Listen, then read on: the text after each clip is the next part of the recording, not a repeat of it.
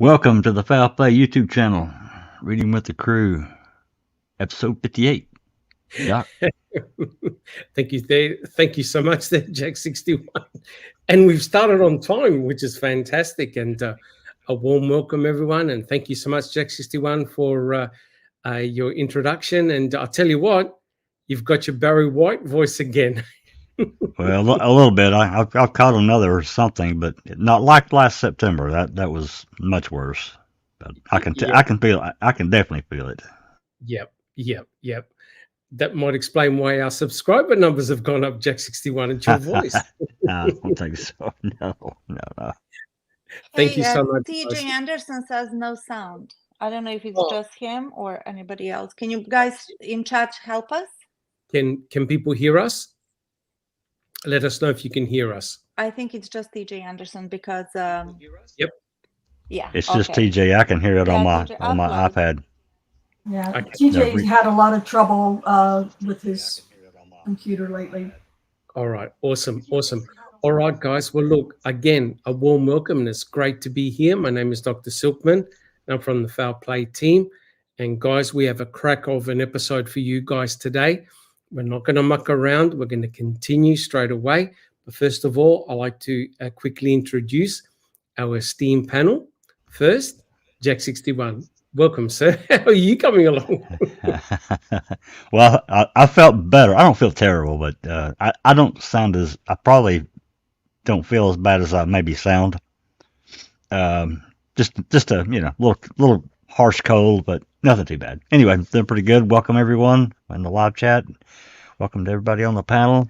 I've had a chance to look at the slides, so I know what's coming. So should be a good one. Should be a good one. Thank you so much, Jack 61. Yeah, fantastic. And next we have Just Rhonda. Just Rhonda, welcome. Great to see you here. Thank you, Doc. It's great to be here. It's great to be on the panel, and great to see so many people already in chat before we even got started. I think everybody senses something really big, so awesome. I'm ready to rock and roll with this. Awesome. And thank you so much, Just Rhonda. And we welcome all our listeners on YouTube, on X, and on Facebook. We mustn't forget them. Thank you so much, guys. It's a real pleasure to have you guys on board with us. Next, we have I Don't Recall. Welcome, I Don't Recall. Thank you. Hi, everybody, and welcome to Reading with the Crew. Awesome. Thank you so much, I Don't Recall. And last, my partner in crime, we have Neverly. Neverly, welcome. Hello, boss, and everybody on the panel and in the chat. Super happy to be here for yet another episode with Reading with the Crew. It's a beautiful day here in sunny California. It's kind of 63 degrees. It is sunny, but it's nipply, may I say. So yeah, if you're in the sunlight, it's just beautiful. However, if you step into the shade, it gets chilly. Nonetheless, it's a beautiful day along the coast. Fantastic. Now, didn't you guys have massive rain and also an earthquake? Yes. What about the sunny California? I know. Sunny California went through some exciting period. We had 4 days of straight rain. And I'm not talking about torrential, romantic rain or anything like that. No, it was torrential downpour for 4 days, and then it stopped. I'm like, hey, this is like nothing ever happened. We need rain, blah, blah, blah. And then that night, I thought I'm going to just disattach and the house going to just float down this newborn river. Crazy. But it didn't happen. However, we did have an exciting thing yesterday happening, which is an earthquake. It was in Malibu, so it was quite a ways, like 2 hours away from me, but it was 4.5. But I felt it all the way down in Orange County. So yeah. Wow. And awesome. The local mountains, which are only an hour and a half or maybe 2 away, are capped with snow. It's just gorgeous. But then there's people surfing, so go figure. Welcome. It's a crazy world, I tell you. And guys, thank you so much, all of us, or from all of us to all of you guys in chat. Just let us know where you're listening from around the world, Be awesome to get your feedback where you're listening from. Again, guys, what we're going to do, we're not going to waste any time. We're going to make a start on the podcast. Jack 61, if we can have a look at the very first slide. So we've just got a couple of preliminary slides, and then we'll make a start on the podcast. As you know, guys, Neville and I put together a new series, a new Reading with the Crew series, basically reading the new material from John Ferak's book entitled The Wrecking Crew. And John Ferak has added a few new chapters, and we're going through that at the moment.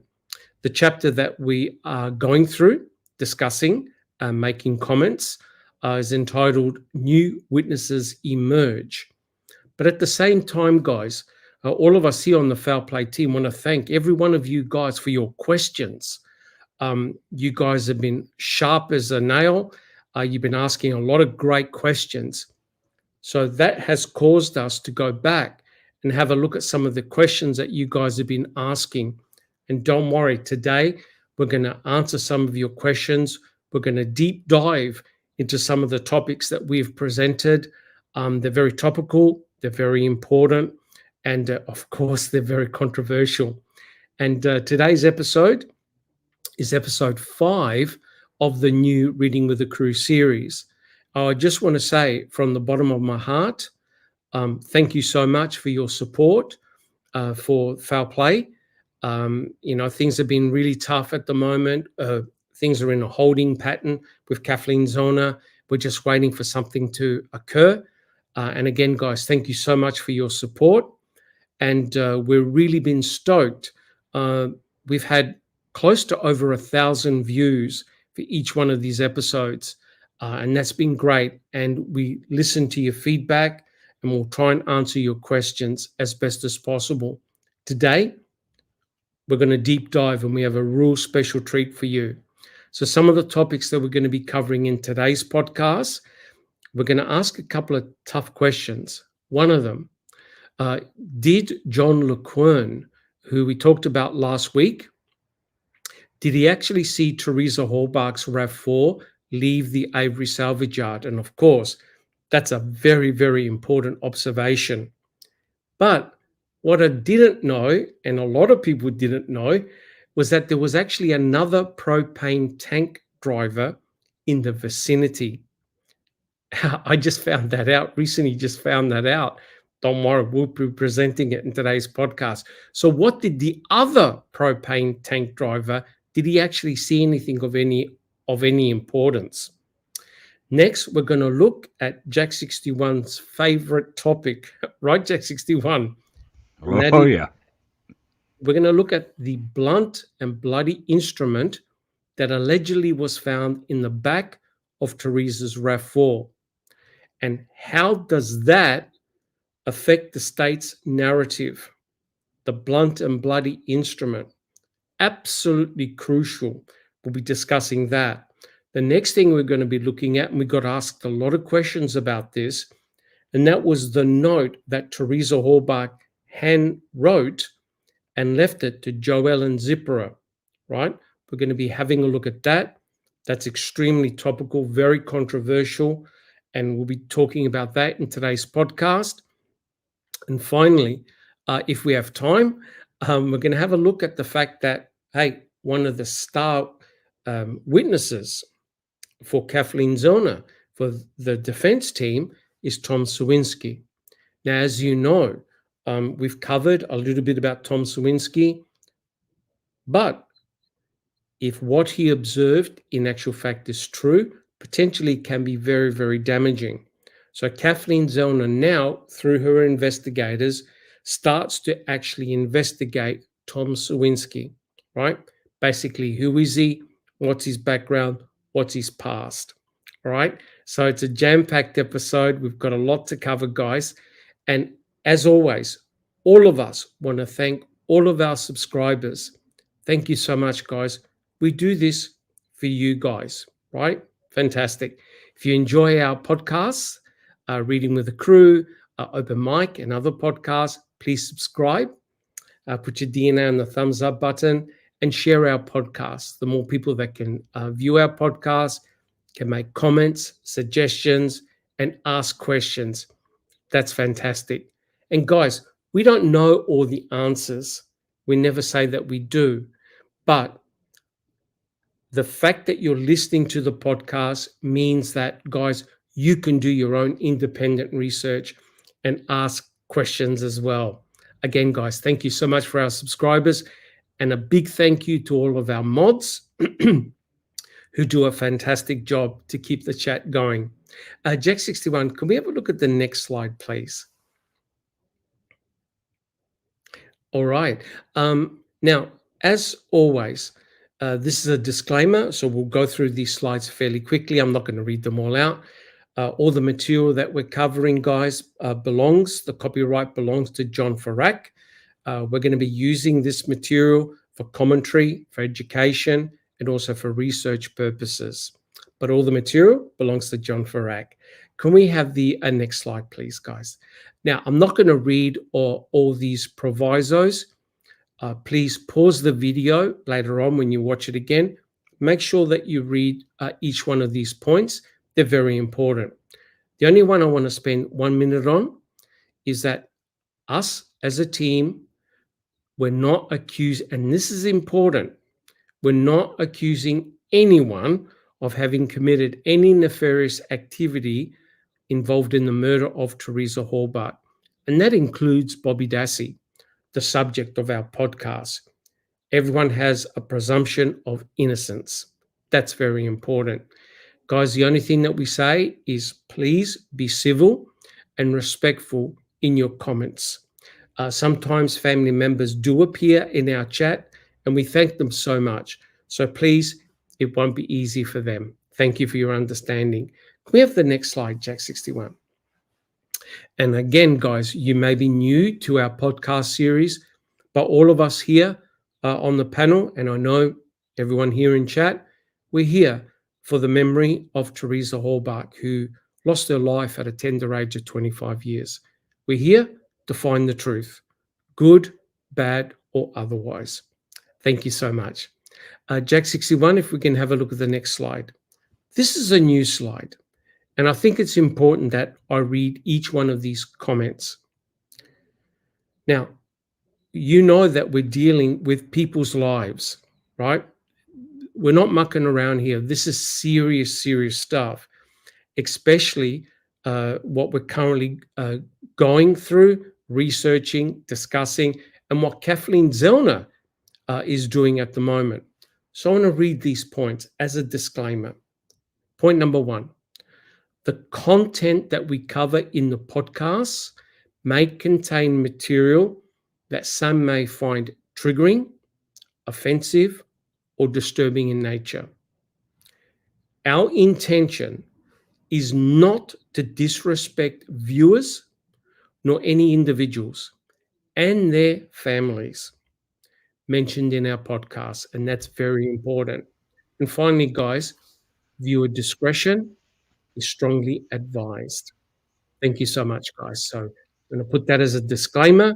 Jack61, do you have any comments? I do, and this is coming from being in this truther community, the community, whatever, for many years, and understanding the polarizing nature of these cases. We get mad when we start talking about Brendan and how he was treated, and we understand that. Everyone here understands that. So, I've always advised, actually I've been advising for many years, some people will engage you intentionally to make you mad. They're doing it on purpose. They're not doing it to get to any truth.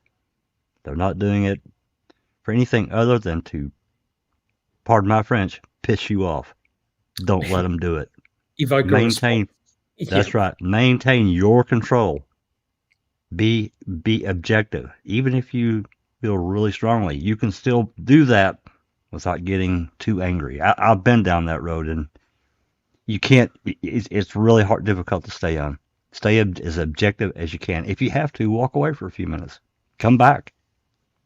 That's all I gotta say. Correct. Fantastic. Neville, do you see everyone in chat? I just see if Neville's still there. No, she may have stepped away. Just Rhonda, do you see everybody in chat? Yes, I do, Doc. Can you call out who's joined us? And Jack 61, if we can have the next slide, please. Thank you so much. Okay. Anthony Hills, your waiting is over. Sapphire, Joffrey the third or Joffrey 3, welcome.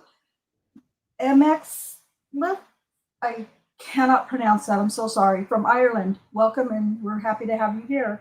Welcome to Foul Play, aka Neverly.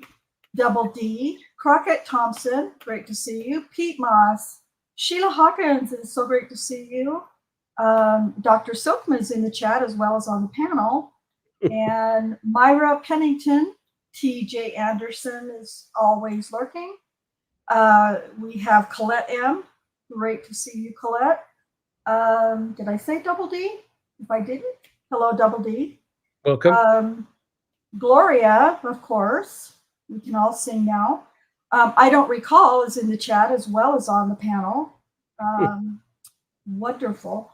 I love I Don't Recall. She is my soul twin sister. Anthony D, she's remarkable.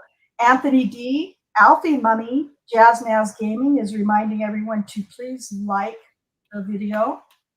And Sila442 and TJ Grandmas, Clyde Coolidge, hello. And welcome. Lisa Zetkowski, I apologize for making a mess of your name. And let's see, Rumor Has It. Hey, how are you doing, Rumor Has It? Passive Bear. And Sarge, welcome. Jane O'Dane, welcome. Myra, I got Myra right. Emily says, hi, Emily. And let's see. I think and everybody's been putting their countries in the chat. That's also awesome. Yeah, that's really cool. It's really cool to see so many from around the world. Scooby the dog. Welcome. Yeah, just so glad to have you here. MJ23 is here from France. Welcome. And Rhonda SD, my sweet friend from the UK. It is so great to see you in the chat. And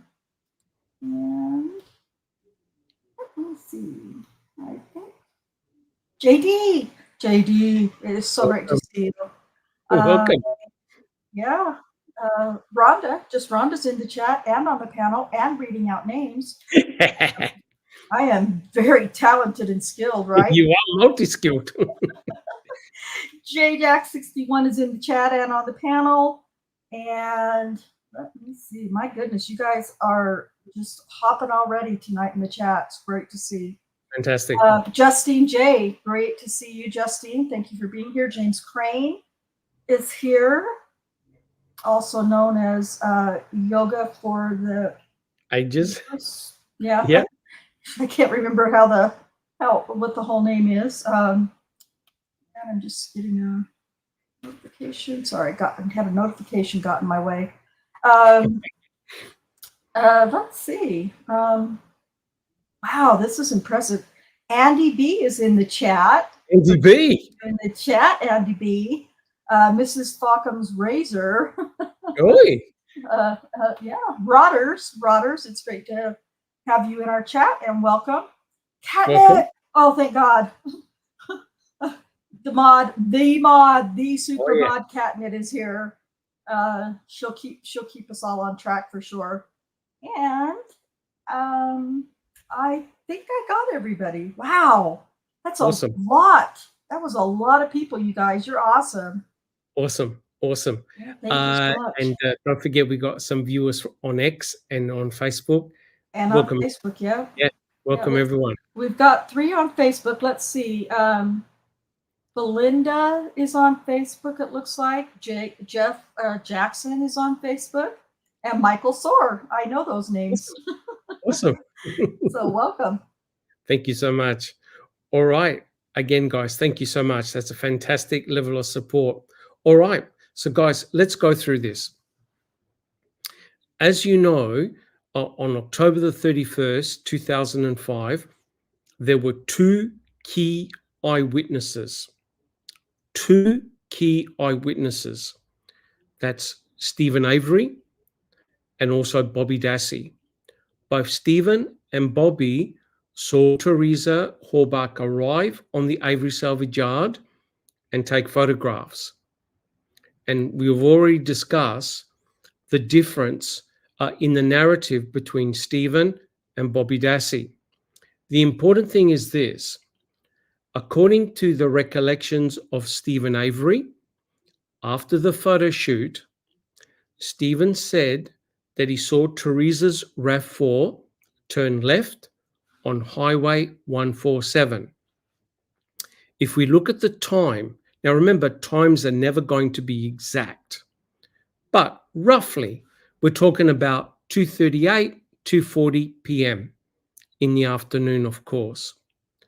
When Bobby Dassey left to go bow hunting, when he got into his Blazer, he said that he saw Teresa Horbach's RAV4, glimpsed Teresa Horbach's RAV4, and he had left to go bow hunting. He didn't see Teresa, he didn't see Stephen. So it is Stephen who stated that he saw Teresa Horbach's RAV4 turn left on Highway 147. Bobby said that he had turned right on Highway 147 when he went to go bow hunting. Down Highway 147, he encountered Scott Tadich, and they each provided each other with a mutual alibi. So, do we in actual fact have a third independent eyewitness? And that particular individual is John Leurquin. Now, John Leurquin is a propane tank driver, right? No skin in the game. What John Leurquin does, and I reread his testimony several times, and I also read his DCI report, the DCI report on John Leurquin. And what he says is potentially very, very interesting. Now, according to John Leurquin, what he did at the end of the day, he estimated between 3:30 and 4 p.m. So guys, John Leurquin was only at the propane bulk plant for 30 minutes, right? Around 30 minutes. John Leurquin stated that he turned off Highway 147 and went to the propane bulk plant that you can see down below. He stated that he backed his truck, his propane truck, next to the propane tank, and as you can see with the red arrow, that's the location of his propane truck. He was facing Avery Road, which meant that he was in a prime position to note any vehicle that came in and came out of Avery Road. He also stated that it takes approximately 30 minutes to fill up his truck. What he does, once he's parked his truck, he gets out of his truck, gets the pipes from the tank and connects it to his truck. So he connects the propane pipes to his truck, then he sits in his truck. He stated that he sits at the front, plays some music, he writes down some notes, and what he notes, what he writes down in his book is the percentage of the gas. So you know how you've got a normal gas meter that's got numbers? He writes the start and end number to determine how much propane his tank has taken in. And he does this routinely, and he fills up actually several times during the day, but he also tops up at the end of the day so that in the morning he's got his truck is full of propane. Why is John Leurquin so important?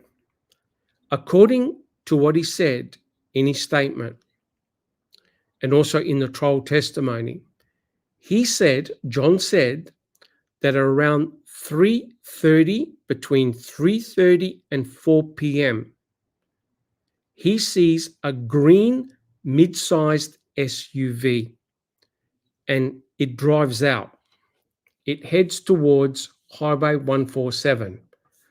John did not see the vehicle turn left or right, but he noted that the vehicle he saw was green in color and it was a relatively small or mid-sized SUV.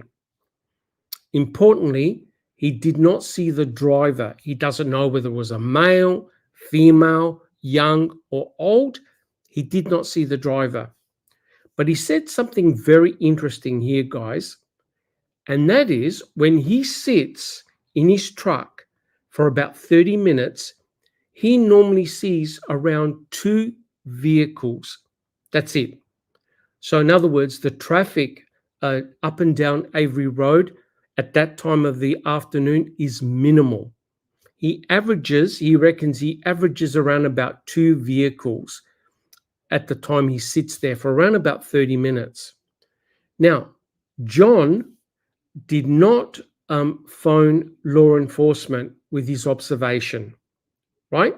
He had actually told a couple of his colleagues about 5 days later because he had seen the information on television. And this was within 5 days. So it was relatively fresh in his mind. And he thought, jeepers, the vehicle that he saw resembled very much with the vehicle that they had on the news, right? So tweaked in his mind, jeepers, I think I may have seen that particular vehicle. But I want to say straight up front, he's not 100% sure, right? He's absolutely sure it was October the 31st. He's absolutely sure that it was a green mid-size SUV. What is interesting here, guys, and we'll talk about it, was that John didn't call law enforcement. It was Tom Fassbender that called John at home. And there's a DCI report, and we've got it in our library for you to have a look. And as I discovered, the reason why Fassbender phoned up John was because they took a log, right? Remember, they started taking a log on November the 5th. So anybody who came into the area, their name and phone number was taken down. So Fassbender did the right thing and phoned up all individuals that were on the log to say, hey, what did you see? Did you see anything? Did you hear anything? And John told him that he observed a green mid-size SUV. Now, that is remarkable because that describes very closely Teresa's Hallbach RAV4. But there's a big problem. According to John, he said that it was between 3:30 and 4 p.m.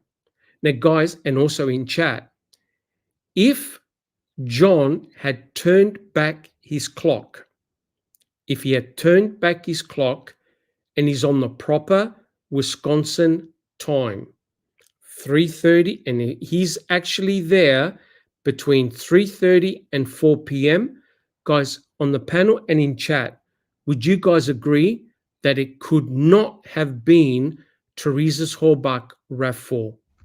Guys, would you agree? Jack 61. Well, I guess I have to take this all the way back to that morning. I mean, if he literally I cannot forgot to hear reset that. his. You can't hear me? Oh, I can Hello? hear you. I can hear you. Now I can. Okay. Okay. Okay. Yep. If he started his day, if he had forgot to set his clock back the night before and he got up, on as his regular schedule instead of falling back, you got to follow that throughout the day, and that's what I suspect is that's exactly what he did, because what do we know happens around that time frame? It's the school Yep. bus. It's Yep. the school bus. We'll And talk. he didn't see. And there's no way he would have missed that. Yeah, but let's assume he did turn his clock back, so he's on proper Wisconsin time on October the 31st. If he's correct, if he turned back his clock, Yep. and he said that he's there at 3:30 to 4, only for 30 minutes, then he leaves, he couldn't have seen Teresa Horbach's RAV4. Do you agree? Absolutely agree. Absolutely agree. Absolutely. Yep. Okay. So he wouldn't have seen Bobby. He wouldn't have seen Teresa, because according to what Stephen said, right, Jack 61, Stephen said, hey, around about 2:40, I saw Teresa turn left on Highway 147. That's right. If John is there between 3:30 and 4, it's not Teresa's RAV4, correct? That's right. There's no way. Yep, there's no way. That means that whatever he saw belonged to somebody else. And maybe it was a customer, but there's actually multiple problems with this. But no one's come forward, as far as I'm aware, and have admitted, oh yeah, that car was me. I drove out at around about 3:30 out of the salvage yard. Does anyone know whether anyone's come forward to admit that it was them that drove out? No, we don't have anything like that, Dak. No however, way. Yes, Neverly. I love your voice, Mr. White. Mr. Yeah. Okay, so Lisa Satowski says, Percousin Trap Jaw 9920. I think that's a handle from probably Facebook or something. It was a very low traffic area. He saw the same vehicles often. If he said he saw a green SUV, odds are he really did. Oh, no question. No question. But what we're doing is we're applying Occam's razor. We're going with the simplest hypothesis. And that is, the simplest hypothesis is he turned his clock back, right? So hence his proper time is between 3:30 and 4 o'clock. If he actually turned his clock back, then the green SUV couldn't have been Teresa's, because according to what Stephen said, Teresa left at about 2:40. So hence John would have missed both Bobby and he would have missed also both Teresa. But as Jack 61 pointed out, there's a glaring problem, a huge problem. And that is, we know, and we'll talk about it in a second, what comes every day at 3:45 p.m., Jack 61? School bus. Yeah. I mean, even if he would have caught it, I mean, even if he missed it, busy, whatever, distracted, he might have missed it going in one way, but both ways, I really doubt it. Big yellow and black school bus, I don't think so. Yeah, which we'll talk about in a second. So this is on the assumption that John had actually turned back his clock and is on normal time as everybody else on the salvage yard. What's important is that neither Stephen nor John ever mentioned seeing a blazer, right? Either on Avery Road or turning left or turning right on Highway 147. Neither Stephen nor John mentioned seeing a blazer, which is very interesting. Yet, Stephen said when he came back out, Bobby had gone and he had seen Teresa's blue RAV4 do a left-hand turn on Highway 147. We now have an independent witness. He's got no skin in the game, right? He didn't even go to law enforcement. Law enforcement went to him, right? And trust me, I've read John Leurquin's commentary many times, his testimony. He is a very cautious person, right, guys? He doesn't like to embellish. He'll just say, yes, no, that's all, right? He's not going to do any form of embellishment. He even admitted, I didn't see the driver. I don't know whether that person was young or old, male or female, nothing. But he made a very interesting comment. He drives a Tahoe. Is that a fairly big SUV? Tahoe, yes. Tahoe. Yes. Uh-huh. Yeah, it's a bigger. Beautiful. It's on the bigger side of an Yeah, SUV. Sure. it's not as big as a Suburban, but kind of No. a step down from the Suburban, Yeah. Chevy Suburban. Yeah. So yeah, It's like 2 feet shorter than the Suburban. It's it a bigger SUV. yeah, it's definitely a Beautiful. mid bigger size. Yeah. Yep. Yep. Well, he was asked, and we'll go over this. He was asked, was the vehicle that you actually saw smaller or about the same size as the Tahoe? He goes, no, it was smaller. And what I did, you can actually go, there's a website where you can actually compare cars. Did you realize that? You can get the model of a various car and put them side by side, front on and at the rear to check the dimensions. It blew my mind. And lo and behold, if you put a Toyota RAV4, now it varies in models, 1999, I think up to 2000, early 2000s, right next to a Tahoe, you can see that the RAV4 is much smaller. Guys, would you agree that the RAV4 is smaller than a Tahoe? Definitely by a lot. Yep. Yep. Yep. Yeah, it's definitely Yep. bigger, smaller. From what I've seen, those RAV4s, the older models and whatnot with 4 doors, they're tiny, but the 2-door one is like a smart car almost. Yeah, even smaller. Yes. Correct. So it's interesting that John stated, no. The car that I saw was actually smaller than my Tahoe, right? So everything appears to be consistent, right? But the only thing that doesn't make any sense is the time, right? So Stephen sees Teresa turn a left at around about 2:40. According to John, if he had turned back his clock, he's missed her. He's missed Teresa. He's also missed Bobby, but he also misses something else, right? Which is very, very important. It doesn't make any sense. So the second hypothesis is that John forgot to actually turn back his clock. If he forgot to turn back his clock, look now what happens. John is not there between 3:30 and 4 o'clock. He's actually there at 2:30 to 3. Guys, does everybody see that? Does everyone agree? If he forgot to change his clock, he's actually an hour over. So if he puts back the time, instead of 3:30, he's there at 2:30. Because he's only there for half an hour, he's there at 2:30 to 3. Guys, would you agree? I happen to agree with that. Our friend, Mr. President in chat, said that he or she thinks that John Leurquin actually is a professional and he strictly goes by his clock in the car.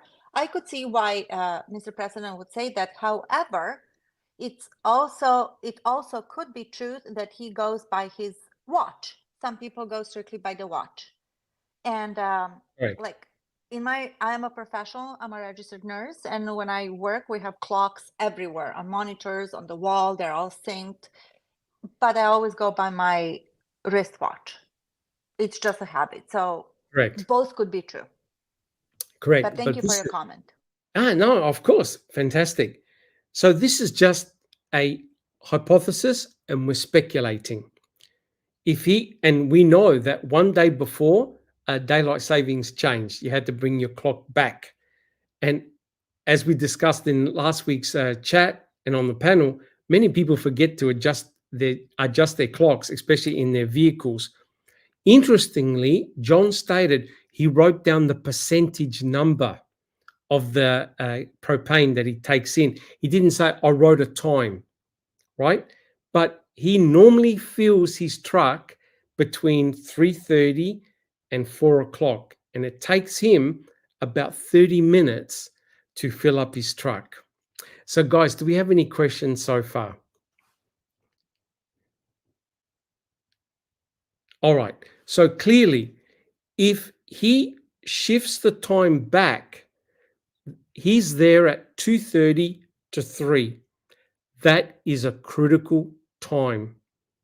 a critical time that puts him in the same time zone as when Stephen notes Teresa driving out.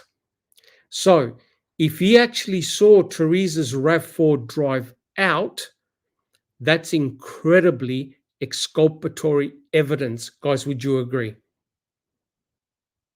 It is. Yep, it is. But there's an issue. He never sees Bobby Dassey's blazer. Now, according to Bobby and Bobby's testimony, he leaves before Teresa. Now, could it be that John was preoccupied with something else and he doesn't notice the blazer going out? But he says a couple of cryptic things. Hey, it's Jeff Jones in chat.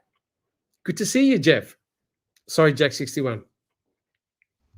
I was just going to say, it's entirely possible that he was distracted hooking up his equipment at the back, getting the pump turned on, and he just didn't see it. It's possible. Yep. But he didn't notice Teresa driving in, right? So if he's there at around about 2:30, he could have just come in after Teresa did. Now, the photo shoot, according to what Stephen said and what is normally Teresa's behavior, she's there for around about 5 minutes max. So it actually works, right? If she drives in and then John drives in with his truck, he doesn't see Teresa drive in. When he comes in and he's setting up, he could have missed Bobby Dassey driving out.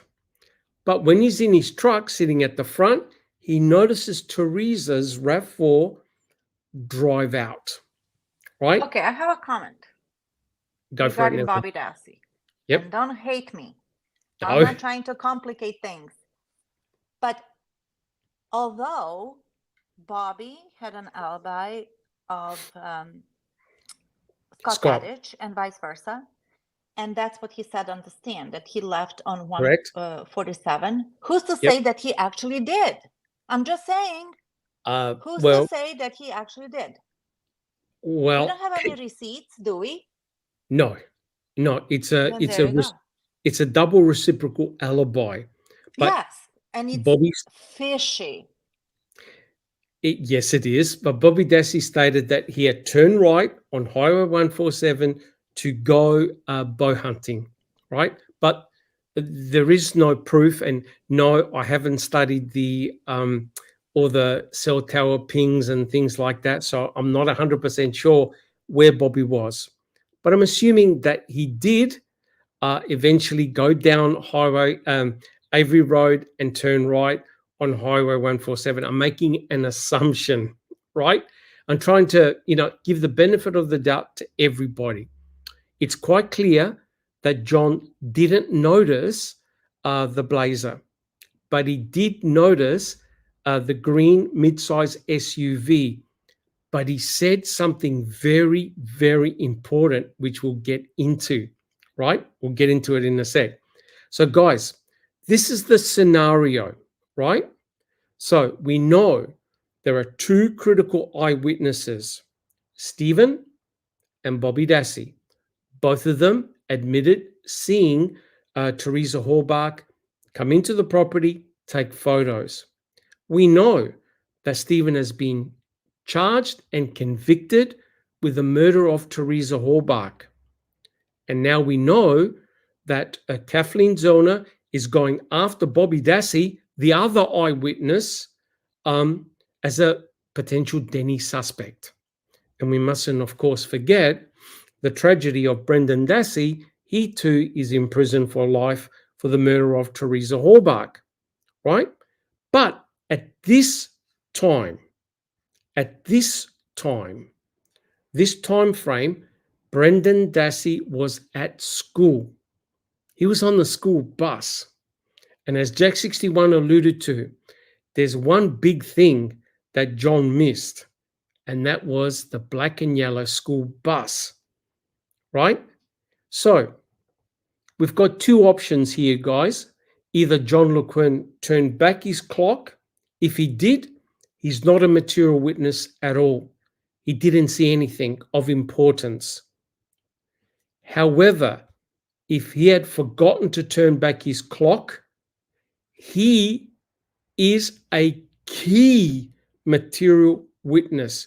Guys in chat and on the panel, would you agree? He is a very important witness, eyewitness. Guys, would you agree in chat? Absolutely. Oh, absolutely. Right? And John has got no skin in the game. He didn't embellish anything. He was very, very cautious with what he said, and he maintained his story and his narrative. And when also when he was seen by investigator Fassbender, he told him exactly what he said in court, right? So let's check out John and how valid he is in his statements. Do we have any questions, or do we do the questions at the end? We'll do the questions at the end. Well, we've got several questions, but I think we can do them later. Okay, I was going to say it's up to you guys, but I am getting them all starred. So, yeah. And if I can, I'll pop them on the screen. If you can see it and answer it, then that's great. Yeah. Otherwise, they're starred for later. And just an FYI to everybody, we have 81. 81. Now. 81 and 3 on Facebook. Wow, fantastic. So I put that out there. Fantastic. Thank you so much, guys. It's very, very heartening. So let's have a look and check out John Leurquin. Is he accurate in what he says?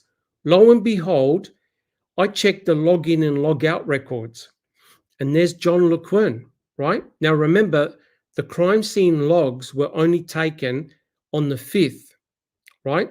Beginning the 5th, when the investigation started. And you can see that on the 11th, the crime scene guys, they were still there. The property was still under the auspices of law enforcement. John Leurquin came at the checkpoint, right? And on this particular day, he checked in at 10:27 in the morning, and he works for Valpers Cooperative.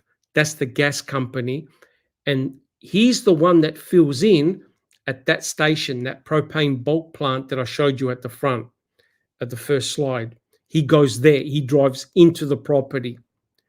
And if you notice, John Leurquin leaves at 10:53. Lo and behold, what he said was very accurate. He was in and out with his propane truck in about 26 minutes, right? And this is him on record that he had to log in and log out, sign in and sign out. And so it took him roughly about 26 minutes to fill up his propane truck. So he was actually very accurate, right, guys, when he said, oh, it'd take about 30 minutes. But that 30 minutes is potentially crucial if he forgot to turn back his clock. He's there between 2:30 and 3 o'clock. That's the critical time frame that, according to Stephen, he sees Teresa leave. According to Bobby, he leaves very close at that time, right? And according to John, if he forgot to turn back his clock, he sees a green mid-size SUV, which could well be Teresa Hallbach's, in the exact time frame that Stephen said he saw her leave. Now, guys, is that too much of a coincidence, or does it lead credence that John Leurquin forgot to turn back his clock? What do you think, guys? I think he forgot to turn back his clock. How could he miss the school bus twice? Yep. I can't get by that. Yep. Just Rhonda. I am not a fan of inciting a lot of coincidences in anything really in life. Not saying they don't happen, of course, but I'm just not like, it's not like the thing I want to go to first. Yes. And I think I don't remember who it was in the chat that said it, maybe Mr. President, but I kind of agree. This is his business. This is his, The his livelihood. This is what it's his livelihood. So forgetting to set his clock back, to me, also doesn't really Yeah. make a lot of sense to me. That's just me, though. Yep. I'm not saying it couldn't have happened, Yep. but it just, that's just, I don't know, that's just my opinion. No, 100%, 100%. And these are the things that you need to consider, right? Dr. Because, yep, and Everly. Are you done? I'm sorry, I didn't mean to Yeah. interrupt. Oh, okay. Our friend from Ireland, Leith is how we pronounce this, MXLEITH. It's Leith, like Keith, but Leith. Leith. Says, if he fills up 3 times a day, what were the other 2 logged times? So we can see a pattern, if there's a pattern. So that's a question for you. Yep. What we're going to do, we're going to actually, I'm not sure whether I've actually got it on a slide, but he normally fills up 2 or 3 times a day. And it depends on how business is running. He's more busy during the winter time, where he's got to fill up his truck up to 3 times a day. It would also depend on the size of tanks that he's going to fill on that particular day, because Correct. some business tanks are pretty large, Huge. and a Correct. homeowner's tank is considerably smaller. Correct. So he says that he's very flexible. It depends very much on demand. But what he does consistently is at the end of the day, he fills up his truck. And the reason why he fills up his truck is that in the morning, he's ready to go, right? So that's consistent pattern that he does. So it can be up to 3 times a day that he stops by and fills up his truck. I got one more thing to add about filling propane tanks. If nobody's ever done it, I'm going to tell you something you may or may not know. When it's cold outside, the propane is very slow to fill. It just is. I've been through it. I've seen it.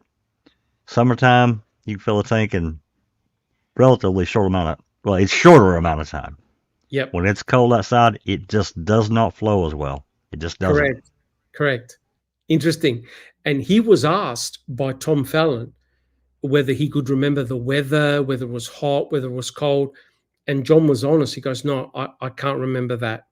But he was very definitive on what he saw and the date he saw it. October the 31st, 2005, a green mid-size SUV, right? Now, quite clearly, if he did turn back his clock, that green mid-size SUV cannot be Teresa's. Had to be likely from a customer. But then we bring in, Duke, or should I say Dr. Silkman Jr., asked a question. Don't say that. At a relevant point, what car did Scott Tadich drive? And it was a green, was it a Blazer or something? I don't think it was a Blazer. I think it was a Ford Ranger truck. Ford Ranger. Ranger. Ford That's Ranger. Ranger. Yeah. Ford Ranger. I thought Okay. it was a Runner, but it's a Ranger. Okay. Yeah, Ford Ranger, as far as I'm aware. Correct. But the important thing that John said was that it was a mid-size SUV. It wasn't. He didn't say I saw a Blazer. I think he knows what a Blazer is, right? Or a Ranger. Yeah. Correct. So Jack 61. If we can have a look at the next slide. So that login on that particular day, it took him roughly about 26 minutes to fill in. Now, what is good is that law enforcement kept a log of everybody that came into that particular area, right? They took their names, they took their phone numbers, right? And these are 4 important people here. One of them was Larry Klein, and he actually works for Feral Gas, right?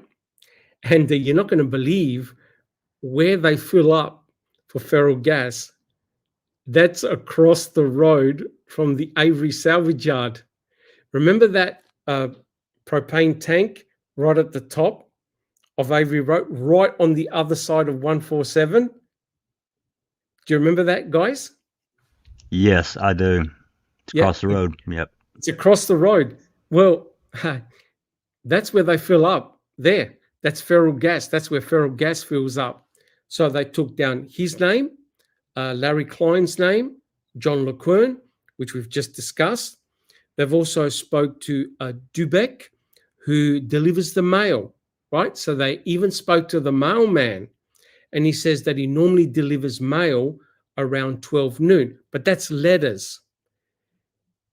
Isn't it a pity that they never found out who delivers the newspapers to the Avery salvage yard? Because had they worked out who delivered the newspapers, who would have Fassbender spoken with? Yeah, that would have been very interesting. Who would it have been? Who would they Oh, it would have spoken been to? Sowinski. Would have Absolutely. been Sowinski. Yep. He's the one that delivers newspapers in the early hours of the morning. Imagine if Fassbender goes, well, do they get newspapers? Yes. Okay, who delivers it? I tell you what, that would have been very, very interesting. But they spoke with the mailman. He goes, no, I deliver letters at around about 12 o'clock. Nothing to see here. The other guy, Desart, he also fills up at that bulk plant on the other side of 147, but he said that he wasn't at the Avery salvage yard during that time, right?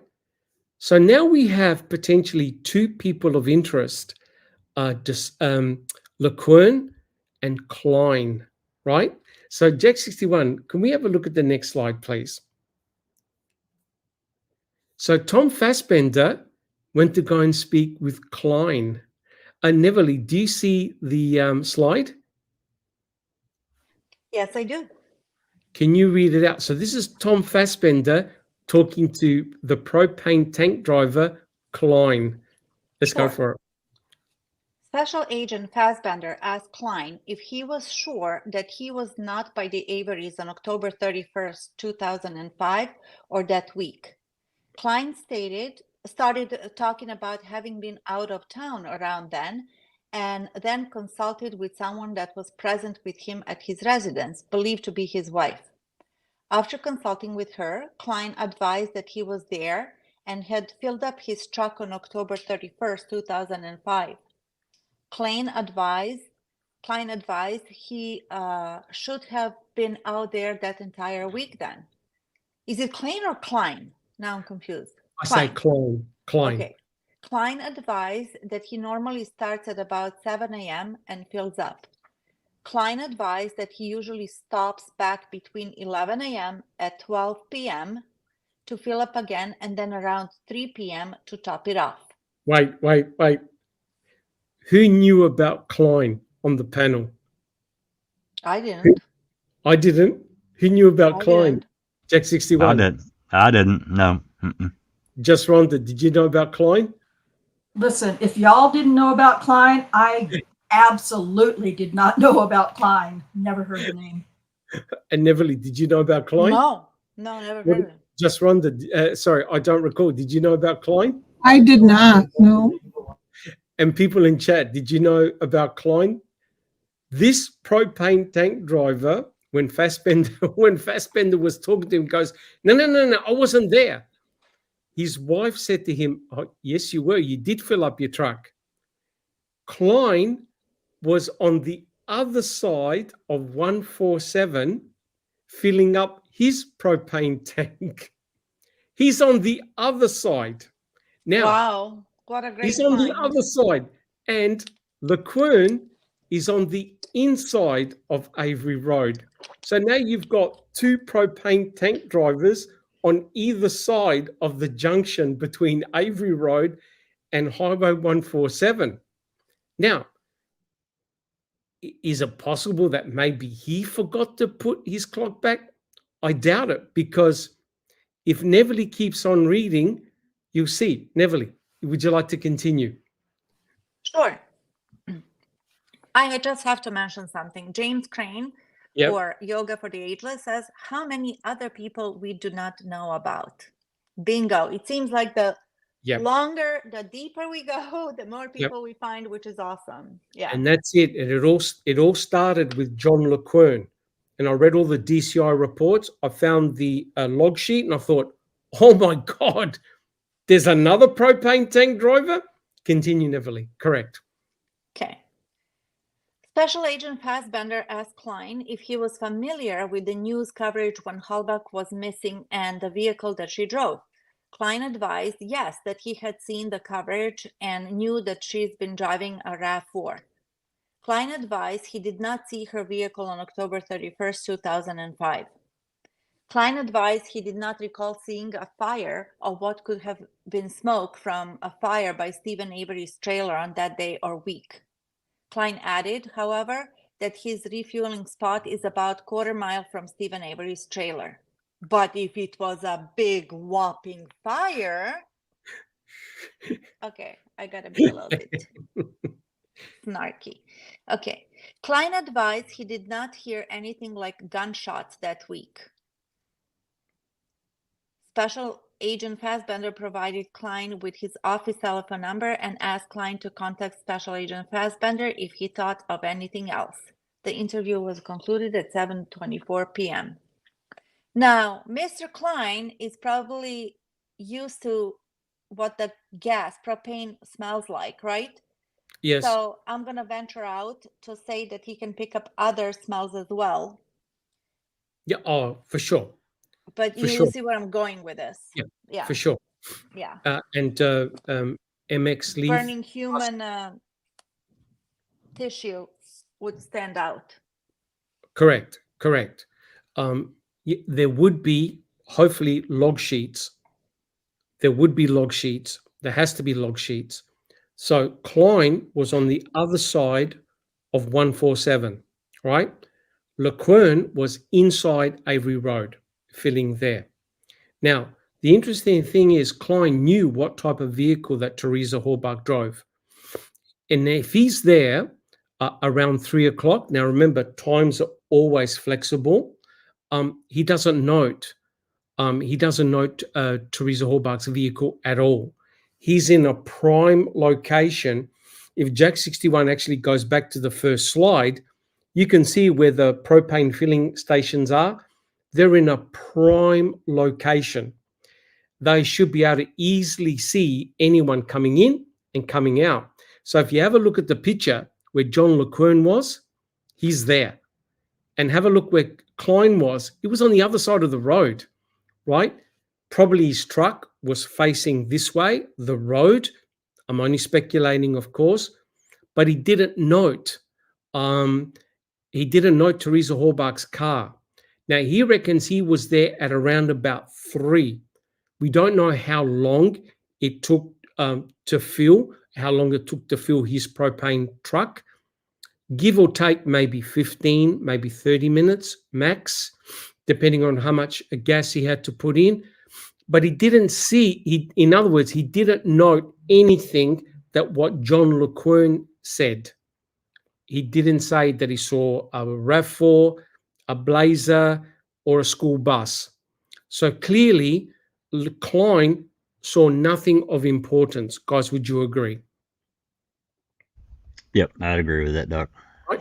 But the other thing is, he doesn't say, oh yeah, I noticed that there was another propane tank driver just down from me, right? So think about it, if Klein is there at 3 o'clock, then by 3 o'clock, 2:30 to 3, John Leurquin's already gone or just about gone. So the two miss each other. Guys, do you see that? Absolutely. Yep. So it's remarkable that you've got both propane tank drivers at a critical junction at a critical time. Jack 61. Yeah, I would agree, but I saw a question up earlier. We may even have it tagged, but thinking about, I don't remember who asked it, but why didn't John Leurquin go in and fill his tank up? No, that wasn't the question. The question was, did he start an hour early? And he might have, if he didn't set his clock back. Correct. And that's something you can't discount. But there's something else that will suggest that he didn't turn back his clock, which we'll discuss in a second. So Jack 61, can we have a look at the next slide, which is a slide G1, right? Now, remember what Leurquin said. He said, I saw a green mid-sized SUV. Well, we know that Teresa Horbach's car is actually Mystic Till Mika, and the paint number, you could look it up, is actually 760. The picture down below is Teresa Horbach's RAV4 in the crime lab. Now, guys, what color, and people in chat, what color do you think that is? Is it more green? Is it more blue? What do you reckon? Jack 61. Oh, the bottom one definitely appears more blue to me. Absolutely. Feels more blue. All right. Just Yep. Rhonda, what color do you reckon the one down below looks like? IDGAF. I'm sorry. It looks blue. It absolutely looks blue. Different blue? from the one above. Yeah. Okay. And Neverly, what about yourself? What does the bottom one look like to you? And people Very in chat. blue. Okay. Very blue. Blue? Just Rhonda, sorry. I don't recall. What color do you think it looks like down below? Looks more blue than green to me. More blue than green? Okay. Now, on the missing poster, what color did they say the RAV4 was? Dark green. Dark green. Dark green, right? Look at the picture up above. That's Teresa Horbach's RAV4. Is exactly the same car, except now it's shot in the sunlight, not under fluorescent lights. If you were to look at that, and I've done nothing to the pictures, haven't touched anything, nothing, as it is, as the crime scene photos were taken. If you were to look at that picture, what color would you now say that RAV4 was? Jack 61 and people in chat. What does that look to you now? Oh, it's definitely got more green highlighted than blue. I mean, I can see tinges like an underlying bluish tint, but to me, it's overall it's a forest green to me, more of a forest green. Now, would you agree it's exactly the same car? Oh, absolutely. It's exactly the same car. The only thing that's different are the lighting conditions. And in sunlight, which John Leurquin would have been in, it appears green. Just Rhonda, what do you think it looks like? The one on top. One on top. It looks green to me. Okay, interesting. Neverly, what about yourself? What color do you think it looks like? More green than blue. Okay, But still interesting. not dark green and not mica and not teal. Okay, interesting. I don't recall. What color do you think the top one looks like? Green. No question to me. Okay. Interesting. So, as we've discussed multiple times, Mystic Till Mika changes color. It's one of those color changing colors depending on the lighting conditions. I've had a car similar that you look at under different lighting conditions, there's two different colors, right? So, what John I can tell you, I need to add in here, Doc. Yeah. And anyone can look this up on Google. Google's your friend. Back in that time frame, and it wasn't just 99. This was many years, at least a couple years before, I think, but certainly many years after this time frame. Toyota used color shifting paint, and not only for this color, but other colors too. It's a fact, and I can't get people to go and read and do their own research. That's a fact. They use color shifting pigments in their paint. Correct. Yeah, And, that mica is indication that it's color shifting color. Yeah, correct. And if you zoom in to the left-hand side, you can see that there's a broken blinker light. The blinker light's missing. Veronica had asked the question. Yeah, the blinker light's broken. On both. It's the same car. It just different days when it was photographed. But if you zoom in, you can see that the blinker light is broken. It's missing. Just a second, I'll do that. Yep, that's good observation. But you could also see that there's what appears to be like a rope underneath the wheel well. There, you can see the broken blinker light. It's gone. Okay, and underneath the wheel well, you can see there's some type of thread or it could have been the rope that was used potentially for towing the vehicle onto the flatbed. And if you just scroll down a little bit, Jack 61, you can see the exact same thing in the crime lab, right? Something is tucked underneath the wheel well, right? So, and the mud pattern is exactly the same vehicle. So this is amazing that one car can appear to have two different colors. And a lot of people have come up with a 2 RAV theory, 3 RAV theories, and it's because the color can shift. And what is interesting is that John Leurquin said, no, the color I saw was a green color, right? Now, Jack 61, unless there are any questions, if you have a look at the next slide, this will freak you out. See that color there?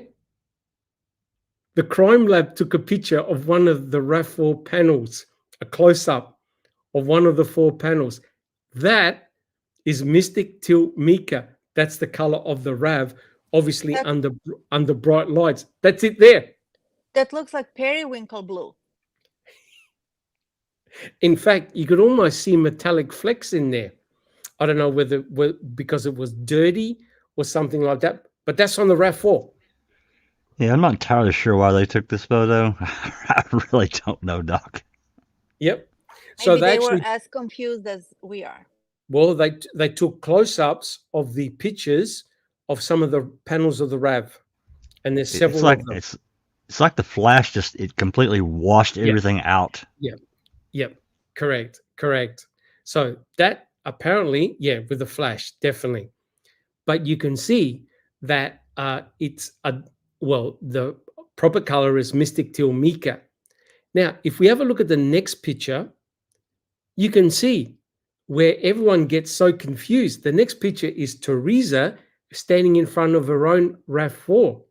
Now, guys, if you looked at that picture, again, untouched, what color, and guys in chat, what color is that car? Is it green? Is it blue? Could John Leurquin had seen that car there? Is it possible? Yeah, I mean, if it's more cloudy and there's not as much sunlight, I mean, I can see green in it, but it looks a little more blue to me. So that picture there of Teresa. Is Ronica referring to this picture here with Teresa? This was taken allegedly by Tom Pierce. Right. No, I think she's talking about the two, the top and bottom. They both were after Teresa was missing. Yeah, that top picture where the color appears more green, far more green in the sunlight. That photo was taken, if I'm remembering correctly, I'm a liar. She's saying no. Sorry, Ronica. I think it was. I'm going to say this wrong. I'll have to look now, but right now I'm going to say September of 2006, but I think it may have been earlier now that I'm thinking about it. That top photo. Correct. And I think the blue one was taken on November the 6th when they brought in the crime lab by Groffy, I think it was. 6th or 7th, that's right. Right. Yeah. And if you line them up, you can see the mud patterns. You can see absolutely everything, right? Yeah. And I think Anthony Hill says that you can actually see the flash, a reflection in the RAV4. So I believe it was taken by Tom Pierce. And it would have been fairly close. That picture would have been fairly close to October 31st. So it's a relatively new picture, right? But if you look at that car, it doesn't look blue at all. It's more of a green color. So my point is, it could, what John said that he saw, like he didn't say it was a red mid-size SUV. He said it was a green. There are many people who refer to the RAV4 as green in color, including Teresa's own mother, Karen. So I think what John stated he saw could well have been Teresa's car, on the proviso that he forgot to turn back his clock. Now, he may have maybe changed his clock on his wrist, maybe forgot to do it in the truck. That I do not know. I'm purely speculating. Dr. Silkman. Yes. This particular photo of Teresa standing in front of her RAV. That one? That one there? I've seen it. Yes, I've seen it when the RAV appeared really green. This one, I'm really confused now because it looks like a totally different car. Of course, I'm not throwing any more confusion into all of Mm, this. All I'm trying to say, what kind of filter was it used? Was it messed correct. with it or whatever? But I clearly remember that it was purely like jewel green rather than this Correct. undefined blue. Correct. So basically, if you were to take this picture and put it into Photoshop and adjust the color temperature, the hues, because I remember BB, the late BB, God bless her, she did the same thing. She was able to actually manipulate the hues and it became more blue, change the hues and it became more green. So it all depends on how Tom Pierce took the picture and how he took it, etc., etc. That we don't know. We don't know the information. And I would love to get a high resolution image of that. But Jack 61, if you zoom in on the left-hand side, there's the blinker light. It's intact, right? The blinker light is right there and it's intact. Okay. So the idea being that the broken blinker light is likely involved in the murder scenario, right? And Doc, if everyone will notice the inside of that inner fender at the tire, there's no damage in there. Correct. I mean, there's been, and it's just speculation. I want to be very clear here. This, what I'm going to say is speculation. That whitish, whatever material is on the inside of that inner fender we see in the other two photos, we don't really know what that is. Correct. But it was suspected that something got inside that wheel and did damage to the inside of that inner fender, and also could have popped off that parking lot. Don't know. Just a suggestion. Pure speculation. Correct. We do not know. We do not know how the blinker light got broken, but it is by some type of impact. And yeah, I know that there's been a lot of controversy about this image. Has it been photoshopped? Has it been this? Has it been that? Guys, we can't vouch for the authenticity of that photograph. When Tom Pierce was questioned in his trial testimony, he said that he took that picture there, right? And CAF years ago actually found the location of where this picture was taken. I don't think it was anywhere near Tom Pierce's work, but according to Tom, he's the one that took that picture, and he said that Teresa was very proud of the image, and Teresa was very proud of her RAV4, etc., etc. So you can see here with her camera gear, no one's been able to find where that camera is, that expensive camera. Yeah, that's another thing. We don't ever hear anything about that Hasselblad camera. Nothing. correct. And that, even back then, that was a very expensive camera. Very expensive. They're the type of cameras that you use to photograph weddings and portraits. Absolutely. Yep. It's a high dollar film camera. Very, very expensive. So my point is, guys, it is indeed possible that John could have actually seen Teresa RAV4, because it is a mid-sized SUV and it does appear green in color. Correct. That camera there, no one knows where it is, as far as I'm aware. No one's been able to trace it where it actually is. So if we have a look at the next slide, here's the big problem. And this is a massive problem for the timeline of John Leurquin. Now, if he says that he was there between 3:30 and 4 o'clock, and we've shown evidence that it takes roughly about half an hour to fill, and then he leaves. Unfortunately, between 3:30 and 4 o'clock is the school bus, right? The arrival of the school bus. This bus, now not this one exactly, but most school buses in the US are yellow and black. And there are, I think, 16 kids on that bus. The bus is driven by Lisa Buchner, and she stated in her trial testimony, she drops off the kids, both Blaine and Brendan Dassey, at about 3:45 each school day. So it's, plus or minus 5 minutes. But it's never like after 4 o'clock. It's between 3 and 4. And Lisa stated, and also I think the testimony of Blaine, also Brendan, that they were dropped off at the end of Avery Road at about 3:45. There's no dispute in that. So that means that somehow, if John Leurquin timeline is correct, that he was there between 3:30 and 4 o'clock, here's the question.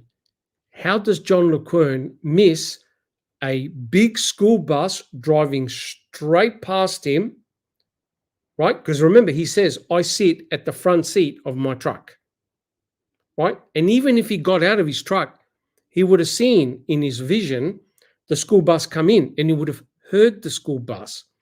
Furthermore, how does he miss the school bus driving out? Because once the school bus drops off the kids, Blaine and Brendan, it turns around and goes back up. Here's the tragedy, because I think I know what Strang and Buting were trying to do. Strang and Buting were trying to come up with the timeline that Teresa left at about 3:45. Right, guys? That's the timeline, because remember what Lisa Buchner said. Lisa Buchner stated, I saw Teresa Horbach photographing a vehicle, why is she taking photographs? It's junk. The problem was, once Lisa Buchner was questioned, she didn't know what day she saw Teresa, what week she saw Teresa, and it's very likely it wasn't on October the 31st. Strang and Buting were trying to shift the timeline when Teresa was there, right? So they were trying to tie it in with John Leurquin, because he saw a mid-sized green SUV drive out. So they were trying to match it all together. Unfortunately, the times were wrong. The times were wrong. Lisa Buchner never saw Teresa Horbach on October the 31st. Teresa Horbach was all the way near Barb Yunder's property, Jack 61. Yeah, there's no way she could have sailed all the way down that road. The terrain would not allow it. There's no way. Correct. And when Blaine and Brendan were questioned, the first thing they said was, no. We just walked down the gravel road. We didn't see anybody. We didn't see Teresa, Stephen, or RAV4. We went straight home. Then after, Brendan changed his narrative, right? But it never occurred to anyone to say, shit, what happens if John forgot to turn back his clock? No one asked him that, right? But they did ask him about the school bus, right? So am I stretching the truth that it would almost be impossible for John Leurquin to miss seeing the school bus twice? Is it just possible he never saw it? What do you think, guys? And in chat. I just don't see how he could. I mean, one time, if he's busy, distracted, sure. Maybe on the other side of the truck from the road, maybe. Yep. But twice, I really kind of doubt it. I think that would have stuck out in his mind. It literally would have been meters or feet in front of him, going both ways. And right. Loud. And loud. That's right. And loud. And loud. Just Rhonda, what do you think? Do you think John could have just missed seeing the school bus twice? Again, you know how I feel about coincidences. Yep. I mean, anything's possible, but I don't know. It doesn't sound very likely. Okay. To me. Thank you. Yep. Thank you, Just Rhonda. Neverly, what do you think? Could John Leurquin somehow miss the school bus twice?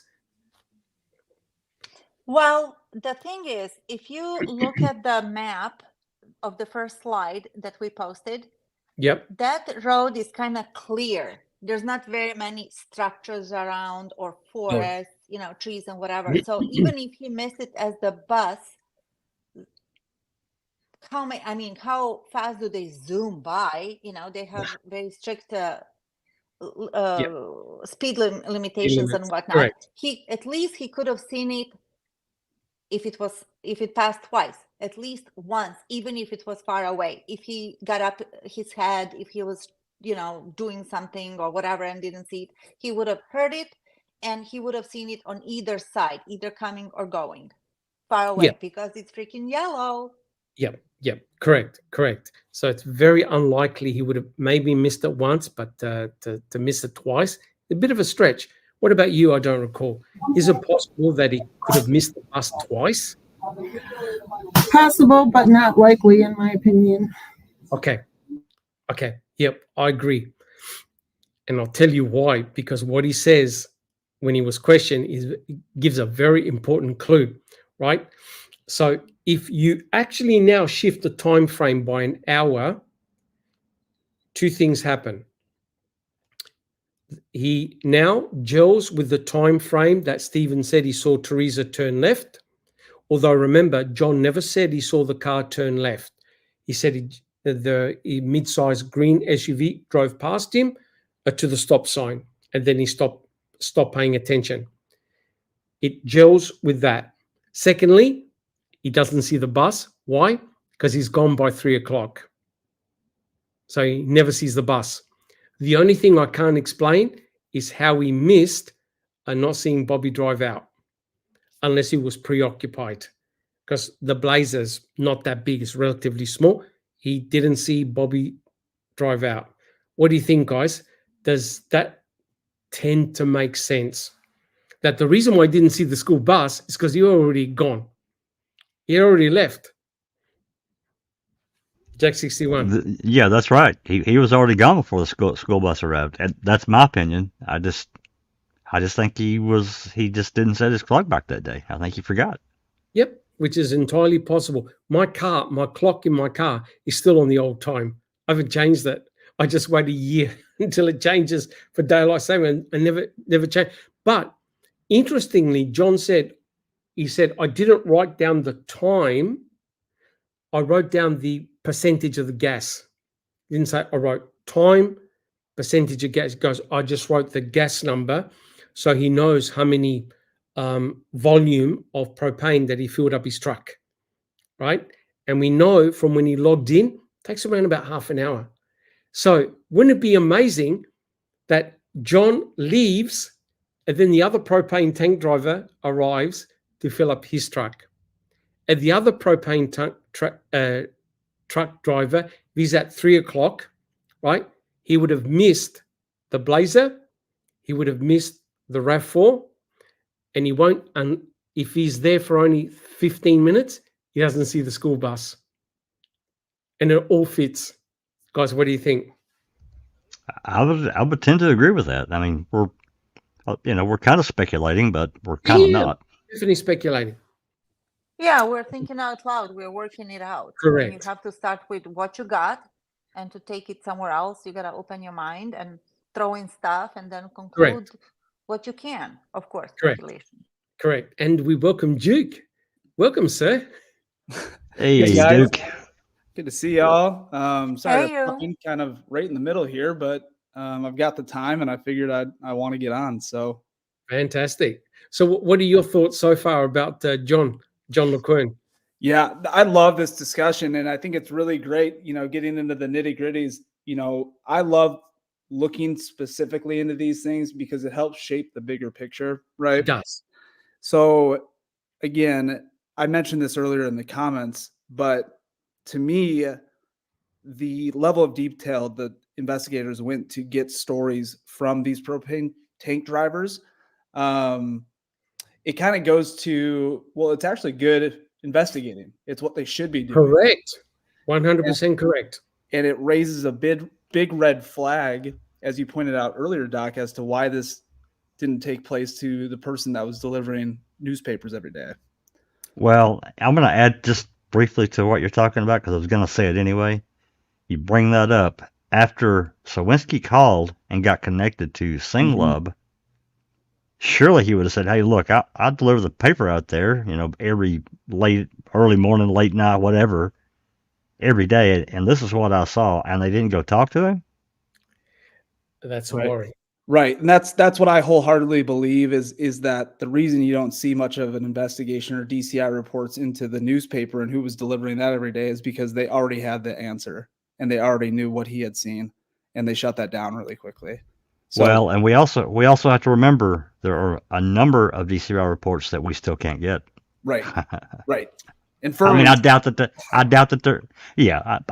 there's an interview with Sowinski or somehow he would have already magically made an appearance, but I'm just saying. yeah, and he would have remembered that too. I think the point is they got the information from him and they didn't want to touch it any further than that. Yeah. Yeah. But they clearly were doing their job by investigating people that were potentially there. Yes. Not even necessarily around the time that she was, but any time in that, Yep. in that day and the days following, they wanted to know who was there. Did they see anything? Because that's what they should have been doing. Correct.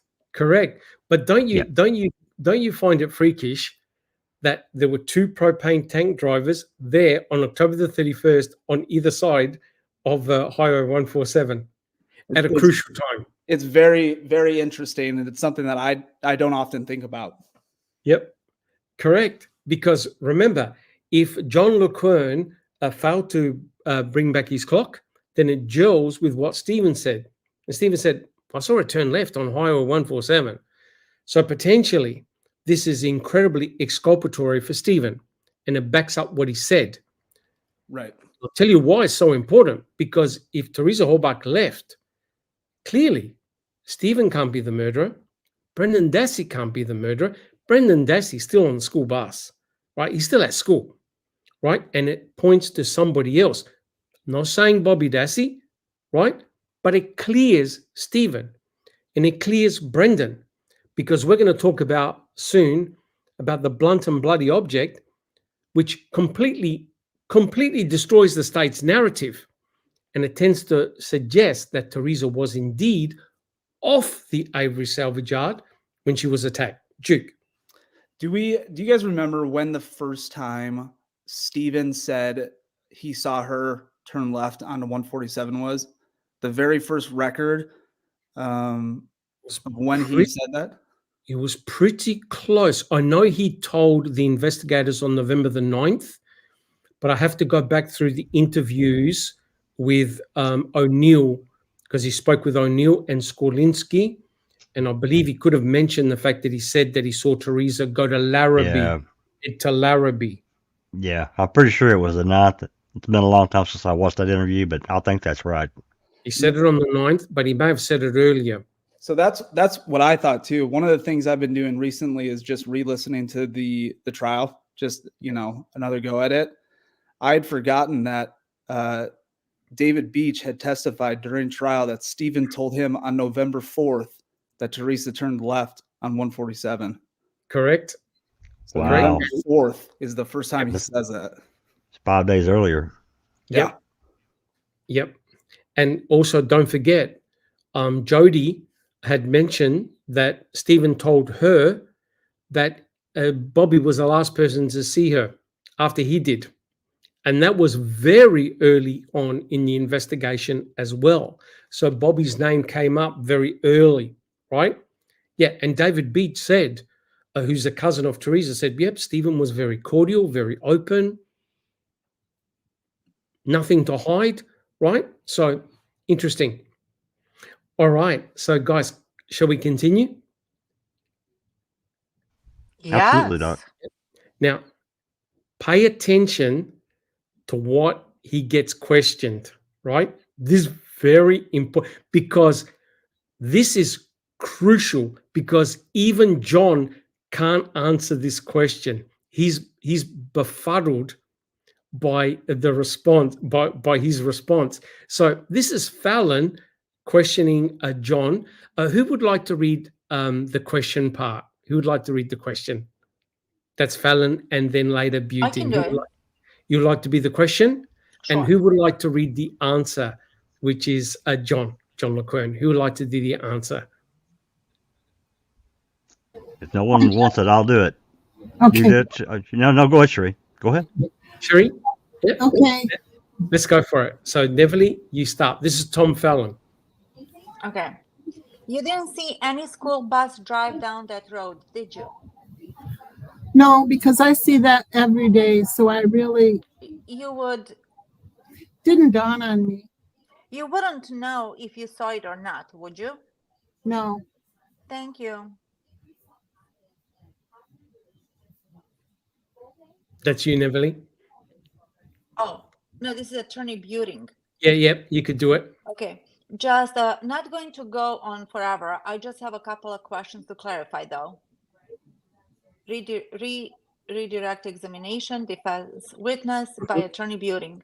You say that you see, sometimes you see the same vehicle every day.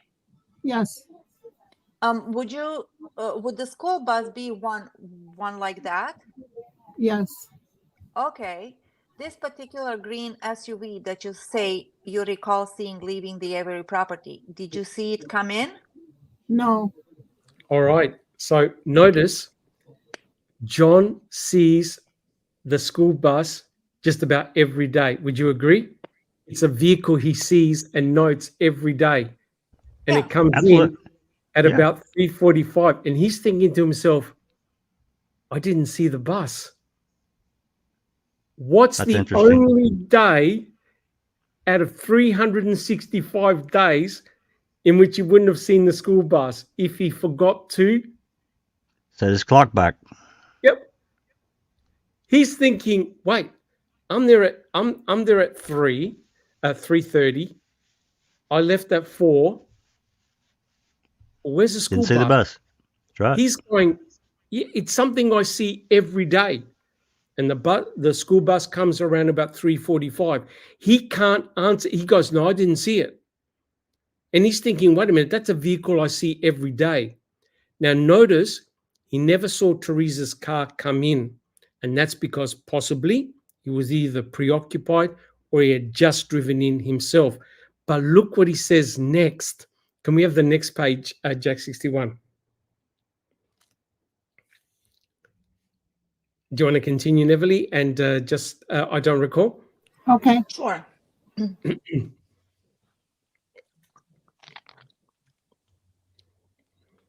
What was a vehicle that you did see every day, or was that a different one you'd never seen before?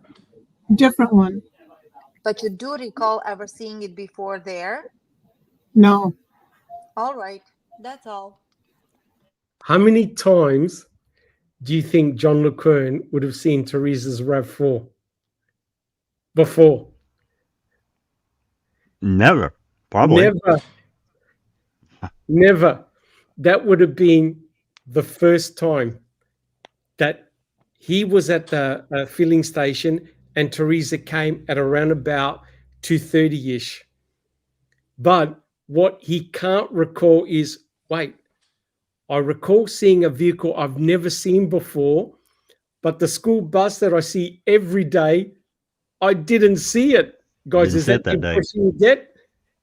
That's what I get. Right? I forgot about this, actually. I'd forgotten about this.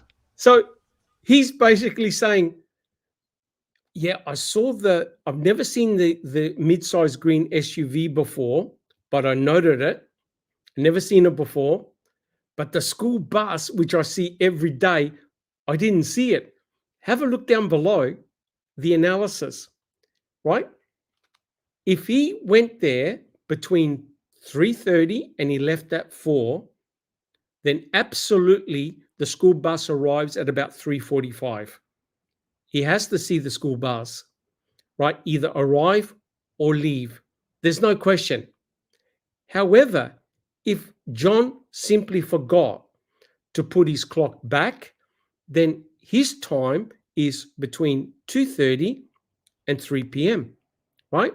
If he puts the clock back 1 hour, he's actually at the filling station at 2:30 to 3 o'clock.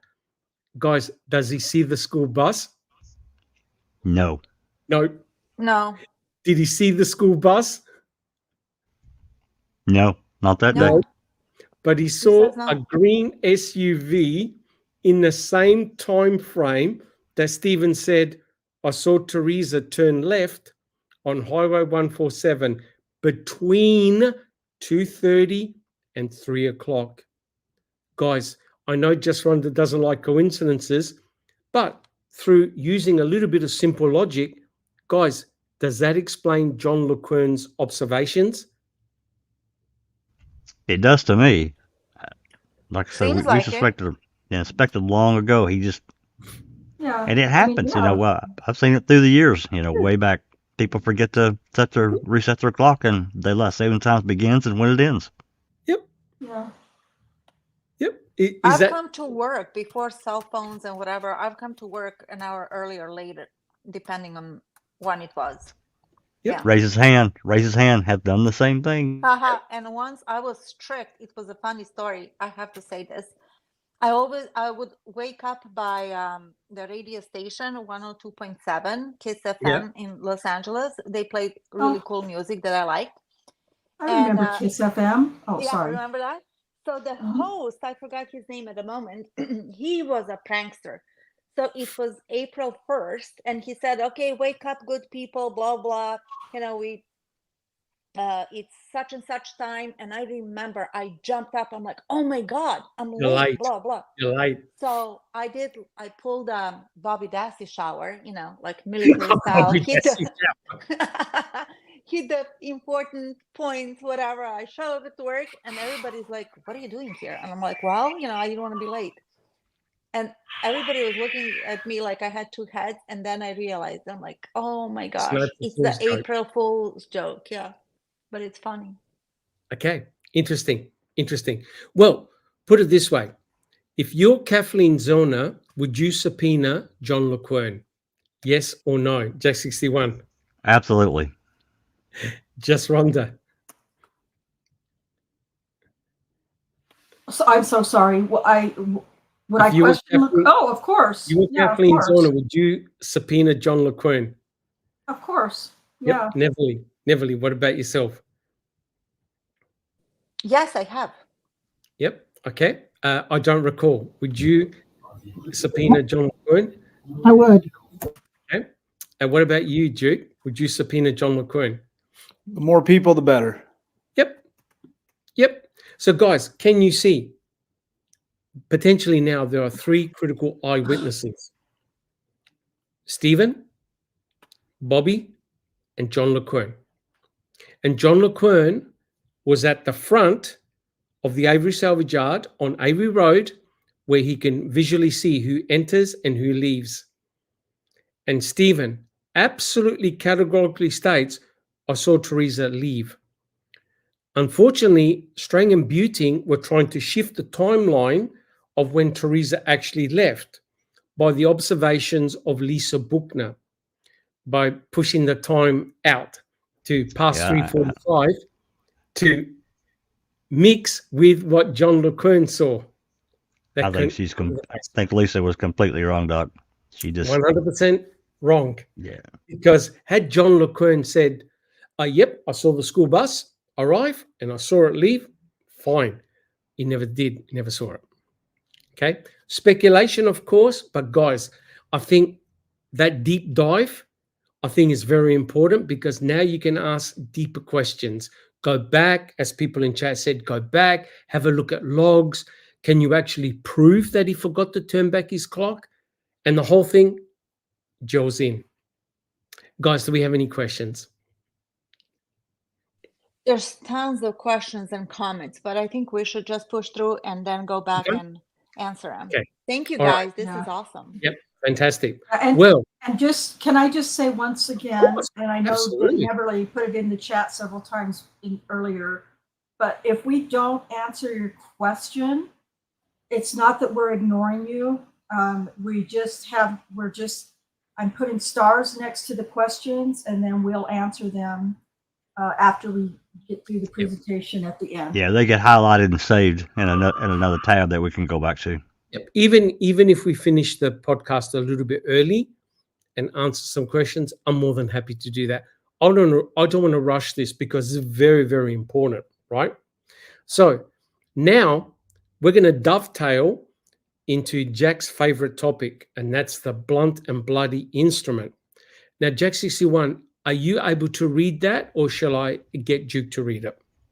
I can read it. You read it? No problem. This is your favorite. This is your favorite area. So before you read it, Jack 61, this was written by Mark Wiegert on November the 7th, when they were at which favorite location, Duke? Where were the boys at on November the 7th? All day, Cuss Road. They're at Cuss Road. And this was part of the search warrant. It was Sunshine Christina that got it, correct? That's right. Okay. She got it along with a number of other unfiled warrants. Yep. And I'm sure that it was completely by accident. By 100% by accident. Jack 61, would you like to read what it Number says 11. in the search warrant? Yeah, this is number 11 from the affidavit written by Mark Wiegert. Your affiant was also informed by investigator Tom Fassbender from the Wisconsin Department of Criminal Investigation that blood was found in the 1997 Toyota RAV4 belonging to Teresa Halbach and located within the Avery Auto Salvage compound.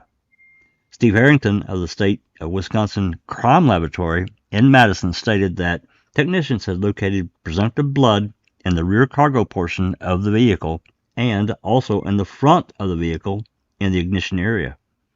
Steve Harrington further indicated that technicians also located visible palm prints on the rear hatch area of the Toyota RAV4. There was also a blunt instrument upon which blood was found located in the rear of the vehicle. Do we have any comments? Now, could it possibly be that Mark Wiegert made a mistake? Somehow, I don't know, when he was transcribing, he put in a blunt instrument covered with blood. Could it possibly be another coincidence that he made a mistake? Jack 61. Well, I guess it's possible, but this is a pretty specific thing, and we also have to understand that the information that's written in this affidavit, not necessarily just in number 11, but there are a number. I think these go through like 19 or 20, whatever. I can't remember. Yeah, there's a lot, but nonetheless, a good portion of this information that's contained in these different numbers of this affidavit are also in Fassbender's November 6th report, except the mention of the blunt and bloody instrument.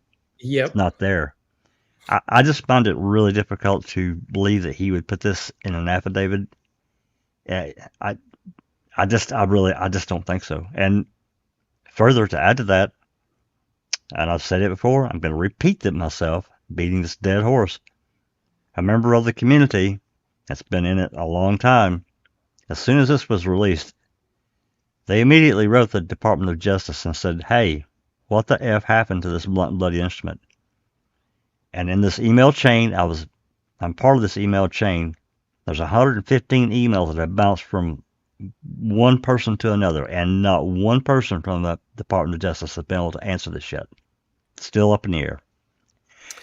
And furthermore, and I have to add this in too, Doc. Of and course. I'll shut up. I'll shut up after this. No. Keep going. The problem for me is this now speaks to the integrity of what the hell's going on in the Wisconsin Crime Lab. If there wasn't actually a blunt and bloody instrument, which I suspect there was, what happened to it?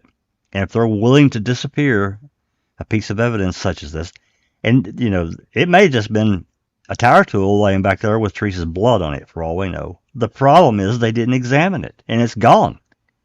We know nothing. Sergeant Schultz from Hogan's Heroes, we know nothing. Correct. It's gone.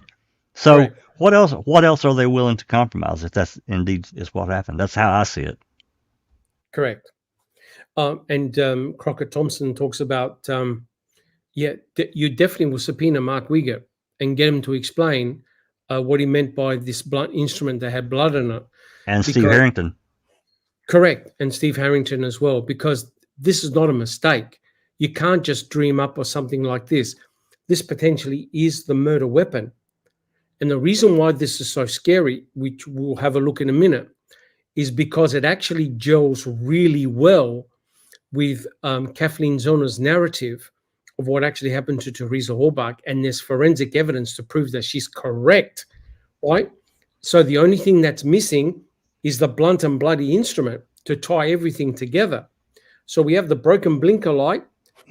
All we need now is to find that blunt and bloody instrument that potentially can have DNA from Teresa and also the perpetrator, right? Because the person holding the instrument could have got cut, burnt, whatever. It's gone, Jack 61. Well, and this ties in. We can't. There's been no good explanation as to how that blood got on the inside of that cargo door. It certainly wasn't from somebody slinging Teresa inside the back area, because the blood trails are wrong, incorrect. And I'm not a scientist or anything, but I've seen enough of it to understand that those blood trails would have slung off to the left. Correct, in the direction that the body's flung. We'll go through the slides in a second. Duke, did you have a comment? Yeah, this is speculation on my part here, but one of the things that this reminds me of, this blunt and bloody object, there are a couple different reports that talk about officers who were attempting to locate an instrument that was missing from an emergency kit. Correct.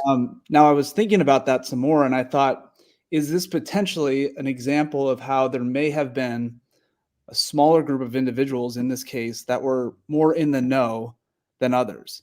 Is this an example of a time where they found Teresa's emergency kit or whatever, and it was clearly missing the, tire iron or whatever it might be, and they said, well, let's see if we can find that in Stephen or the Yonda garage, because that's what they should have been doing. But what you're saying, Duke, but in reality, is the reason why the reason it's missing is because they already found it. It's in the crime lab. Nobody found the bloody thing. It is. That's speculation, but that's what came to mind. Correct. 100% correct. So, guys, do we have any additional comments? All right. So let's do a few more slides. And what Jack 61 said is 100% correct, right? And so we have a look at the next slide here. I don't recall. Do you see the slide? Yes, I do. Would you like to read what Attorney Fallon said during the Brendan Dassey trial? Right, this is what he said happened to Teresa. Teresa Halbach's body was loaded into the rear of an SUV after she was shot. How do we know that? The defendant told us they did that. Well, we have Sherry Culhane and Nick Stockey to tell us about that. Okay, so quite clearly, the narrative is after Stephen and Brendan had shot Teresa Halbach, I think 10 or 11 times, they threw her in the back of the RAV, right? If you have a look on the picture on the right-hand side, Jack 61, you can clearly see that there's a contact stain, likely because Teresa was bleeding from her skull, and you can see the blood on that plastic panel near the wheel well, right? Now, what you notice is it's distributed, not in a small location, it's actually distributed. It could well mean that her head, and I don't mean to be disrespectful, her head was rolling because the car was being driven, right? So her head was moving in the back of the RAV. Jack 61. Yeah, I think it's also important to note here if you see where the carpet and the plastic meet. Yes, I think there was a mat back there because it just ends. And I think there would have been blood on that mat. Correct. Or if the mat wasn't there, there would have been blood all along that area down there where the carpet and the plastic meet, and we don't see it. Correct. 100% correct. It's very likely that Teresa could have been wrapped up in the car mat and taken away somewhere. But you can't dispute it. She was in there, right? You can see a contact stain on the plastic molding, likely from a head wound. Now, Fallon is saying is because they shot her in the head, right? And she was bleeding profusely from the head and placed in the back of her own RAV4, and that accounts for the blood, right?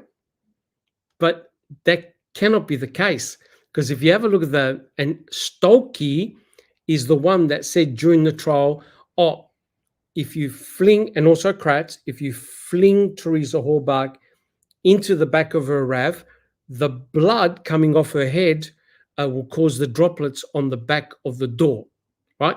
That was a hypothesis. But Jack 61, if we look at the next slide, right? If you can explain this slide, you've solved the case. If you can explain this slide, you've solved the case. It's as simple as that, right? Have a look. You've got Teresa's RAV4 that's now got a broken, damaged blinker light. She collided with something. The RAV4 collided with something, caused the light to pop out. The light, the broken blinker light, is in the back of her own RAV4, right? And no one knows how it got there. If you look on the back door, there are droplets of blood on the back open door, right? As you can see here. That's Teresa's blood because Colhane did a swab.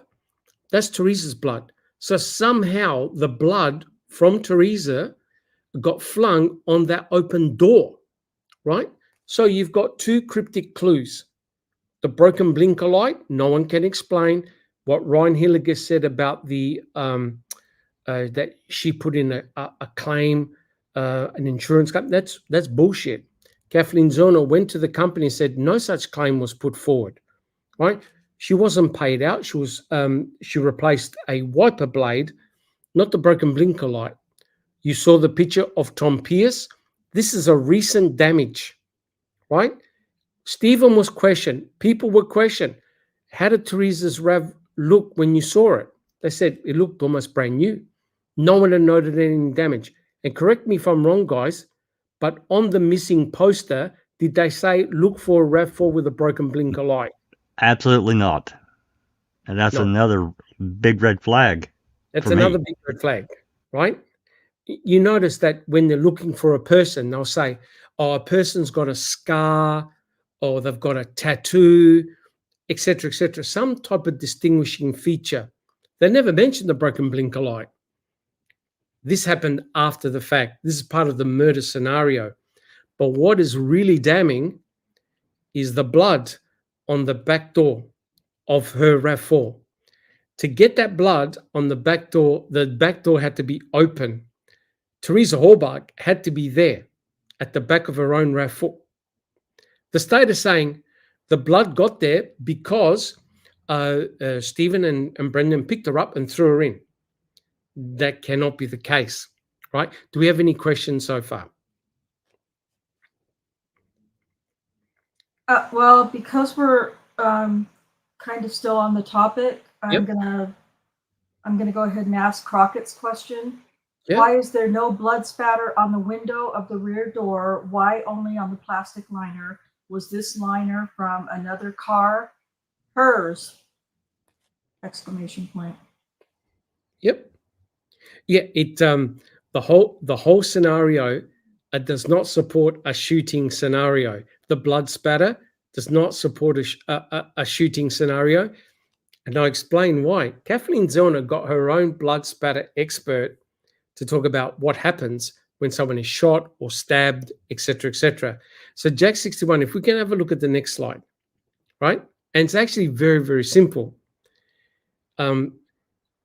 The blood spatter expert said that, hey, when blood hits an object, depending on the angle, it forms a drip pattern, right? Forms a drip pattern. The blood that's on that back door, the blood hit at 90 degrees. It hits straight on. It's not from the motion of throwing someone into the back of the RAV, right? And Stuart James explained, hey, when a drop of blood hits a surface, depending on the angle it hits, it can either form a drip pattern or it'll be a solid drop, depending on the angle that it hits. Most of them are drops, which means that the blood was flung off an object and it hit the back of the RAV4 at 90 degrees. There are no arrows, blood trails pointing that way. as Jack 61 pointed out, that if Teresa was being flung from the outside to the inside, the blood trails would be going that way. There are none. The blood drops go straight down or form a circle. And if you have a look in front of Stuart James, do you see those objects? They're blunt, right? If you just go to the left-hand side, Jack 61, right in front of Stuart James are hammers, blunt objects. That if you hit someone in the head and swing back, you get cast-off blood. And they reproduced it, right? Which means, wait a minute, now we have a broken blinker light. We now have cast-off blood that hits at 90 degrees, not indicative of someone being thrown in the back of the RAV.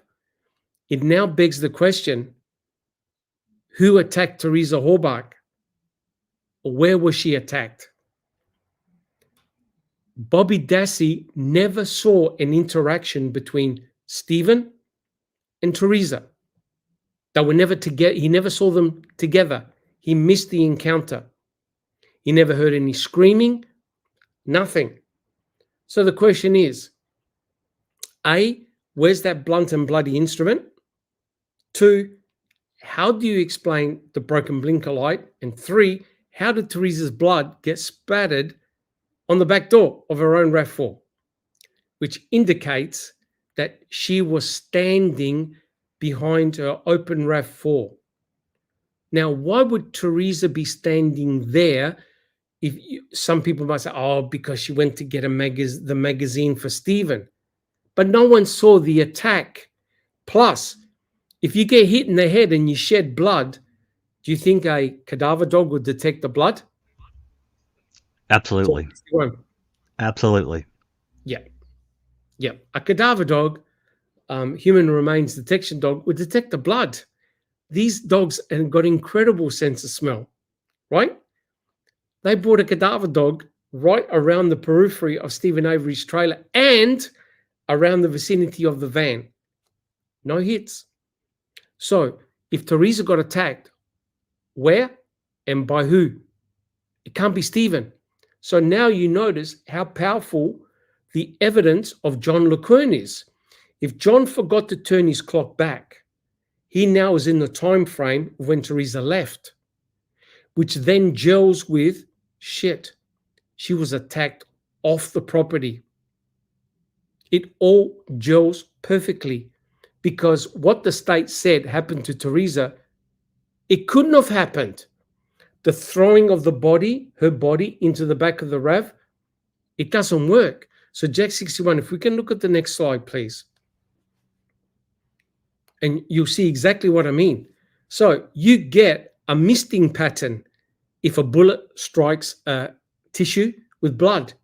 You get fine, tiny droplets spraying everywhere. Does anyone here and on chat, on the panel and in chat, seriously believe that Stephen was able to clean micro droplets of blood spray from Teresa's head after he shot her 10, 11 times? Does anyone seriously believe that? No. I There's don't. too much shit. I don't. There's too much shit in that garage. I don't think anybody, not even the guilters, even if they say they believe that he could have, I would probably call them a liar to their face because there's no possible way. No possible way. Yep, Duke. Is Duke there? Yeah, right. No, here's the response that I've heard from state advocates about the blood spatter from gunshots was that if she was already deceased, it might not necessarily spray, it would just maybe leak, and that's just not accurate.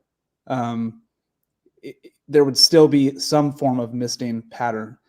Could it have been less if she had been deceased? Potentially, but there still would have been that pattern to clean up. I don't care, if she was alive or not, as terrible as that is to say.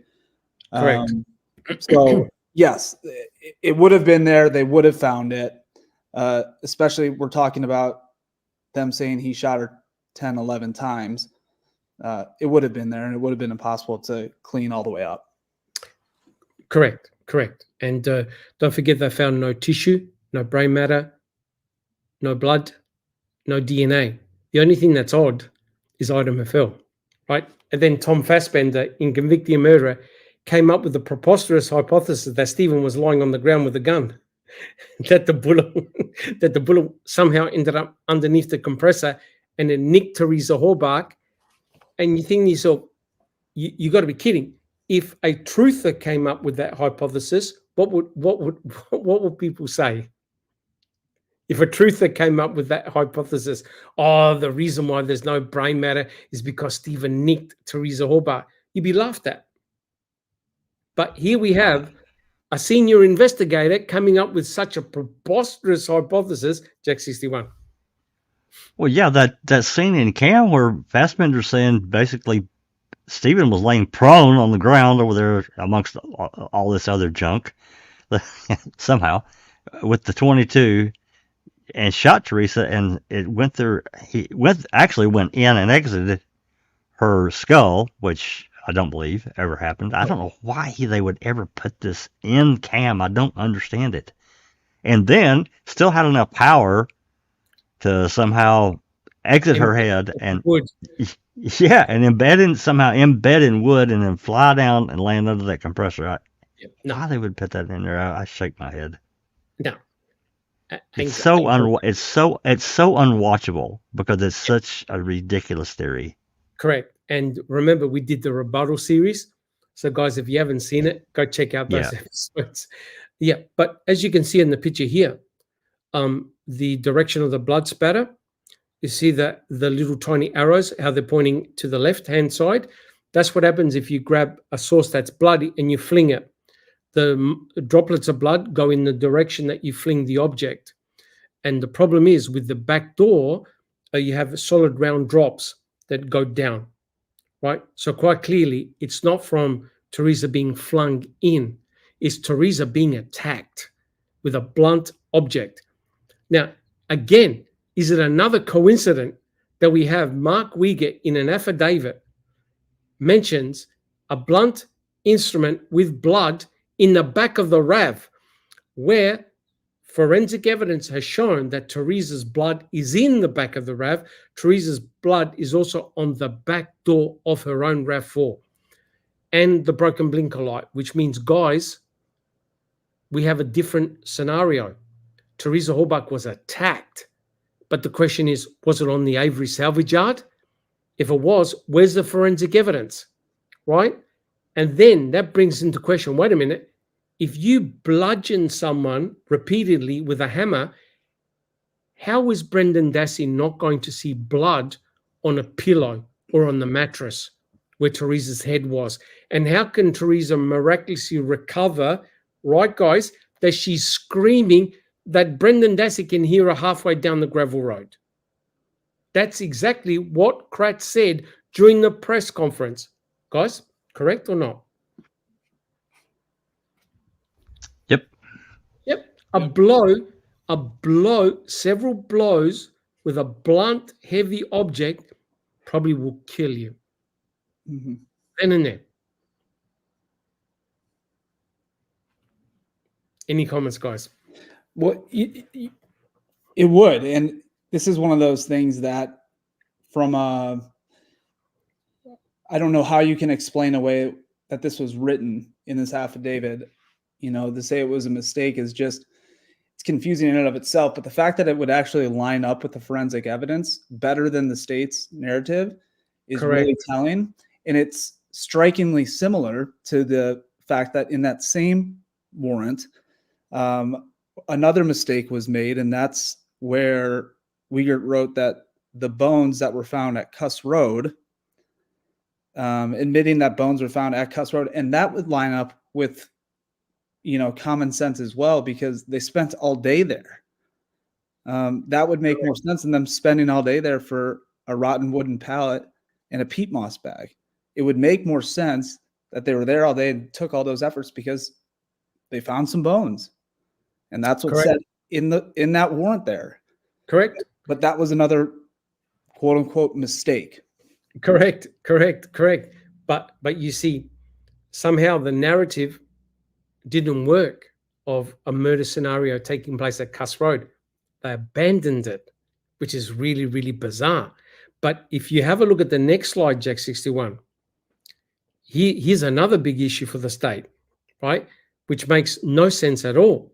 So you can see what Kathleen Zellner did was she placed little dots where the blood droplets were, and they were concentrated on the left-hand side, lower left-hand side. Her experts were able to reproduce that pattern by having someone on the ground, close to the ground. That means that if you got struck by a hammer, you're very likely going to fall to the ground, correct? You're not going to be standing up. You're going to fall to the ground, which meant that whoever attacked Teresa repeatedly did so while she was on the ground, because you can see the blood distribution pattern on the back door. Now, the state is saying, oh, no, that's because Stephen and Brendan picked up Teresa and flung her in the back of the RAV. No, that doesn't make any sense at all. The blood pattern doesn't equal that. It does not support what the state said. Right. Right? It does not support. And as Duke said, it supports basically what Kathleen Zellner's expert said took place. Teresa was attacked at the back of her own RAV. By who? I do not know. Can't be Stephen. Can't be Brendan. Right? No cadaver dog hits. It doesn't make any sense. Wait a minute. Is she shedding blood? The concrete is porous. Did they find any of Teresa's DNA and blood when they jackhammered the concrete? No. No. Nothing. None. So, guys, what's going on? That cadaver dog's outside. Did cadaver dogs go to the grass or any particular area and do a hit where Teresa likely could have been attacked? No, there probably would have been a significant amount of blood, I would think. I mean, looking at the back door here. Yep. There would have been a pool of blood. Correct. And to make matters worse, right, and I've argued many a times, there's A23, which is on the... Now, think about this. If Teresa's blood is on this side of the door, that meant her door was open. Would you agree? Because that's how the blood got sprayed on that door. The door was open. How then do you account for how some people have said, oh, maybe A23 is Teresa's blood. But A23 is on the other side of the door. How's her blood getting on the other side of the door? See where the latch is, right? That's right. That's where A23 is. It's on the opposite side, right? So when Culhane looked at A23, it's only a partial profile. Duke, do you see the slide? Do you see the writing underneath the door? Yeah, I do now. Yeah. Do you want to read out the answers, and I'll read out the question? Sure. Culhane. Oh gosh, your ex-girlfriend. She said, based on my results, I didn't find Stephen Avery's DNA on that sample. In fact, you found Mr. Avery's DNA nowhere on the rear of that vehicle at all, correct? Correct. Now, what does that indicate to you? Does A23 belong to Stephen? No, it doesn't. You know, I promise you, the first question when Cherie Culhane went to the state and said, I've got a partial profile on this sample, their first question would have been, based on your partial profile, does that rule in or out Stephen Avery? Correct. If it ruled him in, she would have rerun the test. Yep, correct.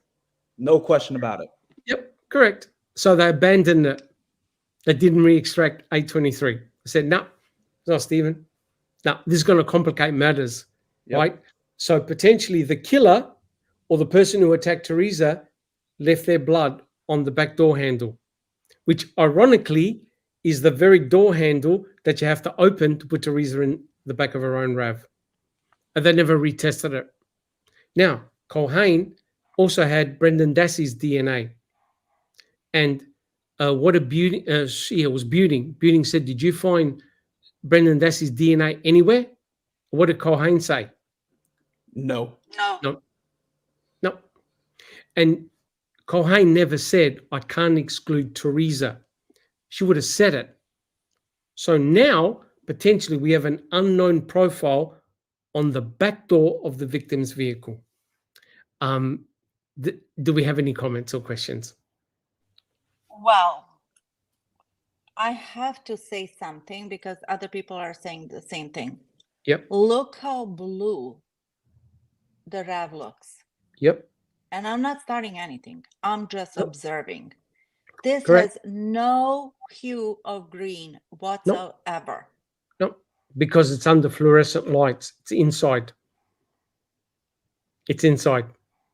But when you see it from the outside, it's green. Well, And I that can flash, see and that flash from the yeah, camera. we see where the flash is? It's kind of greenish right there. But Mhm. on the inside of the door, it's Yep. unmistakably blue. Blue. Yep. No question. No question.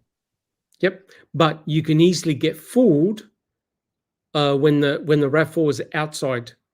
And remember what Pam of God said. It's more blue than green. So even she was surprised, right? But she's seeing it under bright light, right? In the middle of the day.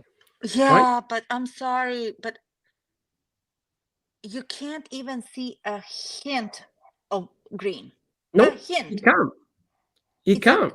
purple blue. Somebody said, Mr. President said sapphire blue. And I Yep. agree. Yep, correct. Crazy. But you saw it with your own eyes, the pictures of the RAV4 under the sunlight. Yeah. It's green. It looks green. Right? And the weird thing is Toyota make pure blue, actual blue and actual green, except Teresa's car was Mystic Teal Mica, which is dual tone.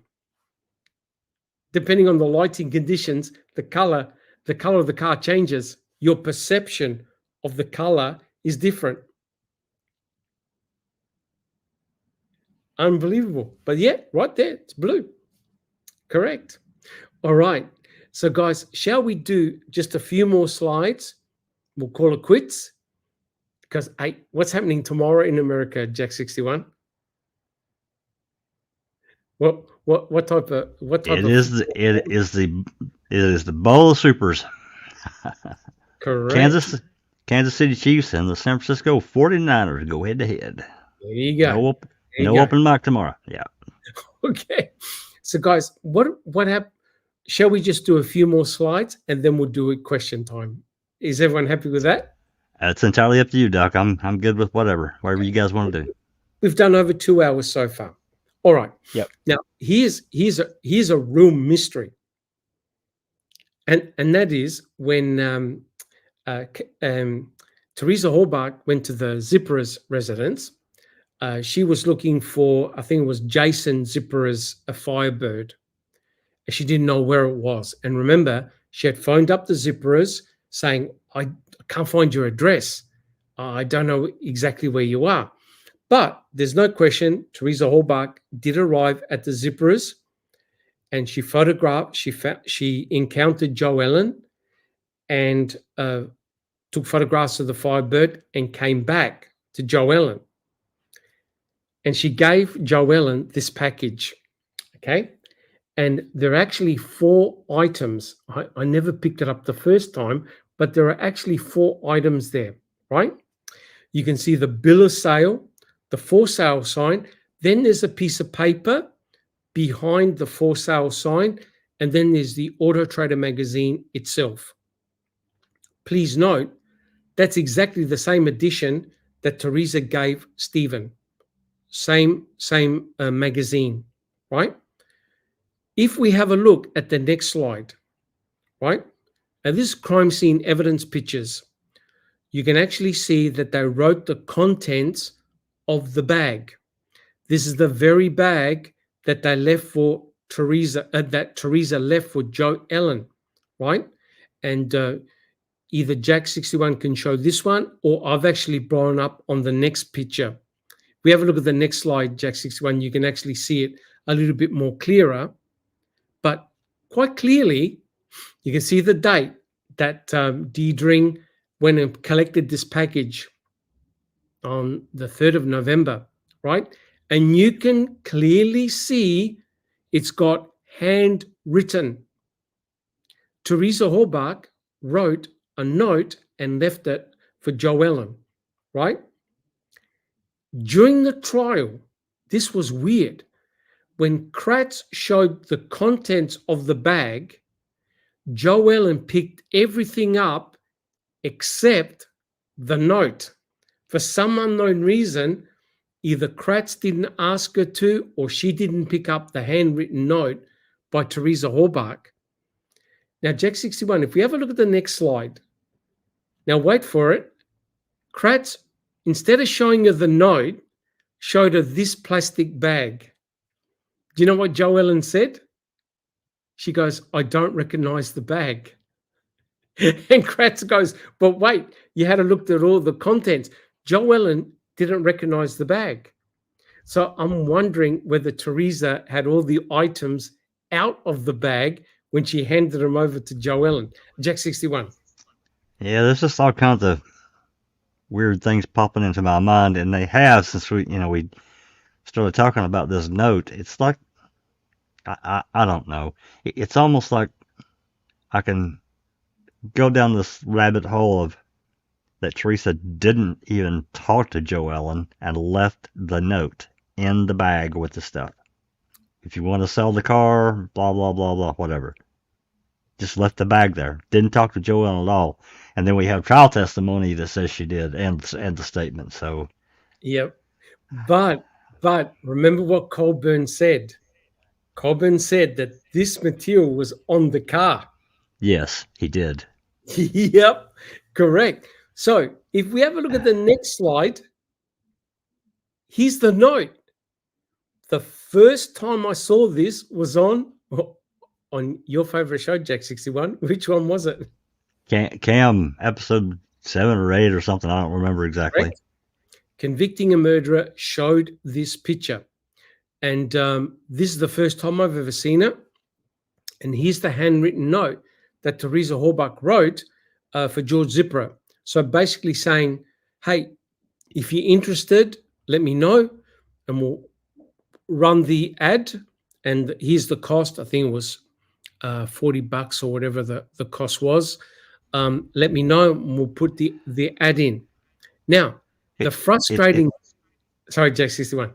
I'm sorry. It's just interesting that she would leave a note if she talked to Joellen. Why would she leave the note? I don't know. I guess I can see it either way. Yeah. Potentially. I don't want to be nefarious here. I don't. I'm just saying I can go that route if she left the bag on the car.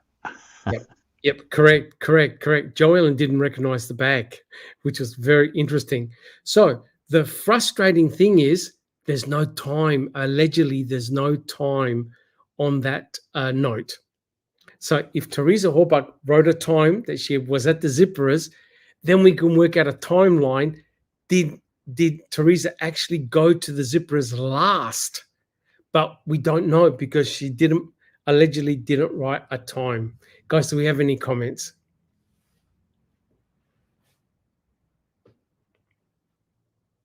All good? All good? Hopefully I didn't send a bunch of people down this weird rabbit hole that I mean, you know what I mean? I mean, I can really go that far because, can I say that can I say that Kratz would, or even on November 3rd when they interviewed Joellen, I just don't know how that went because they didn't record it. There's just so many things that pop into my mind. Can't prove any of it, obviously. But Joellen can't give it a time. When Teresa was out, there was a huge span of time. That's right. And that's a problem. And that's a problem if she really talked to her. She should be able to narrow it down, I think, relatively close because there's, you got clocks and so forth in your house. So. Yep, correct. But again, isn't it interesting about the time, the changing of the time, right? Well, and Colburn's saying in Cam that this bag was found at the car. What the hell, man? Correct. 100% correct. So if we have a look at the next slide, that's the proof to you that Stephen received the exact same auto trader that Joellen did. Same date, was confiscated by Remica on November the 5th on the computer desk, exactly where Stephen said he had placed it, right? So according to Stephen, when he went out, he encountered Teresa, followed her back to her RAV4. She sat in the driver's seat. She leaned over to the passenger side, got the Auto Trader magazine, gave it to Stephen. Stephen paid her, and he went back to his room. In his trailer, he put this on the computer desk. That's exactly where they found it, right? On the computer desk. So he said the truth, and it's the same magazine, right? And it seems rather bizarre that, wait a minute, if you look at the forensic evidence suggests that Teresa Horbach was bashed, was bludgeoned. When did that happen? It doesn't make any sense, because remember, when Bobby Dassey said he came out, he didn't see Teresa, he didn't see Stephen, never saw the encounter, but he saw the RAV4. He didn't say, I saw the back door open, nothing. He took off. So something weird is happening here, guys. Do we have any questions?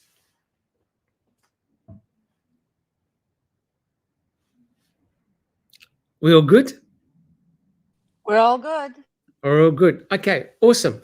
Well, look, guys, I reckon we've got just a couple of more slides, and then we're done for the podcast. Are you happy with that? We continue?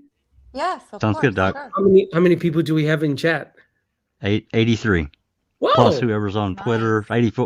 84, I'm sorry. Plus whoever's in Twitter and Facebook. Fantastic. Can't see All right. can't see Twitter because it didn't show up on the StreamYard thing. But Okay. so thanks everyone. Yep, fantastic. Let's now dovetail back into the book. All right. Let's dovetail back into Sowinski. All right. Neverly, do you see slide 38? I will in a second. Okay. We'll just wait till that comes up. Just 1 second. I need No to. hassles. I'll take care of that. Yep. No hassles. So we know that Stephen received the same Auto Trader magazine that what Joe Ellen did, same date. So Stephen definitely told the truth about that. So we'll just wait, because now what we're going to do is we're going to dovetail back into the book, talking about Sowinski, right? Because what's the information that Sowinski provided potentially is very, very interesting. Neverly, do you see slide 38? Yes. Okay, let's go for it. So we're now back in the book. Okay. Not only was the Sowinski evidence newly discovered, Zellner argued it signified a monumental Brady violation by the prosecution. As outlined back in Chapter 26, American prosecutors have a duty to share certain evidence with the defense, including evidence favorable to the defendant.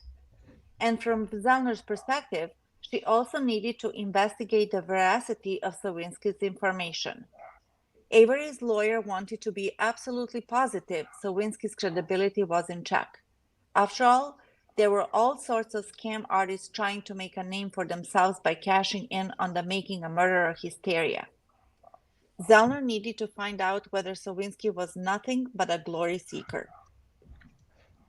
She directed one of her law firm's private investigators, Stephen Kirby, to conduct a thorough background probe of Sowinski. As part of his research, Kirby obtained Sowinski's date of birth, relatives, employment history, phone numbers, and email addresses. Kirby researched Sowinski for any civil and criminal court cases, plus his ownership history for homes and automobiles. Indeed, financial records obtained by Zellner's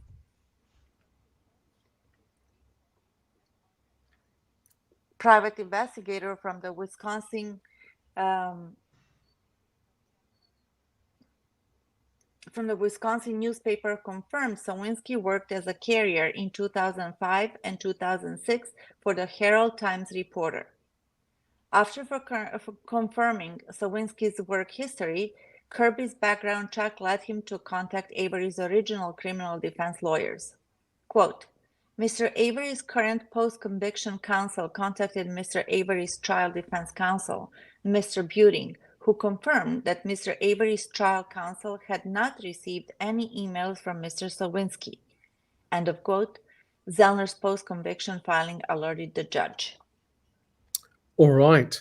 Now, guys, I don't know about in America, but when you have newspaper delivery services, what generally what time do people drop off newspapers? It So you can get 'em- vary. I can tell you right now, it can vary. There are some newspapers that deliver twice in a day. It's rare these days, but it used to happen. A morning paper and an afternoon paper. But typically speaking, in a lot of cities, you'll have a morning paper from one publisher and an afternoon paper from another publisher. That happens a lot as well. Interesting. Like here in Australia, when they used to deliver newspapers in the morning, they used to do very early morning runs, like 2 o'clock to 4 o'clock, 4 a.m. in the morning. Oh yeah, And you absolutely. can hear the van drive by. You know how they throw the newspapers? You can hear them. Yep. That's very early hours. So what Sowinski said, that he dropped off the newspaper in the early hours of the morning, is that realistic? Is that something that would have happened? Absolutely. Yeah. I can tell you, as a kid, it was pretty common when I was young that young boys would take a paper route, and I had a route. Monday through Saturday was an afternoon paper, and then on Sunday was the Knoxville News Sentinel, which was an early morning paper, and I had to get up at like 3:30 in the morning and start wrapping and bagging papers. If it was raining, they had to be bagged in a plastic bag. Yes. And so it was an early morning paper, and I had, I don't know, 260 or 80 customers to Deliveries. deliver. Yeah, Yep. it was, I was Yep. 11, so it was a chore. But That's if I wanted extra money, that's what I did. Correct. Thank you, Jack61. Neverly, do you have a comment? Mr. President says morning papers are generally delivered during the wee hours before school, buses, and other traffic gets on the road. So you can Okay. read it at breakfast with your coffee, which makes sense. Okay. Plus all those Okay. little delivery, if they're youngsters, they go to school, so they need to account that as well. Okay. Interesting. Very interesting. Well, lo and behold, can we have a look at the next picture? Now, tell me I'm not hallucinating, right?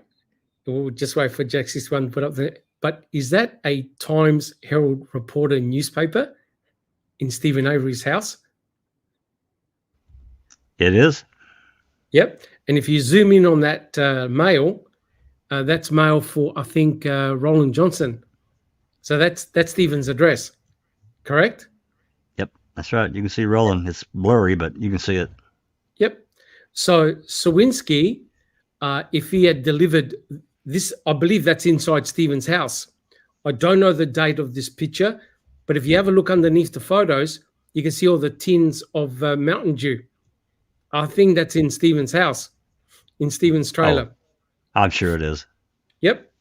So interesting. Why would the crime scene guys photograph the Herald Times reporter? Why would they take that picture? I don't know. That's interesting. It's of not any real value to me. Yeah, why? And you see how it's got, if you blow that newspaper up, you'll see, I think, a person's name on there. I wonder whether we can see that the education of B. Zion.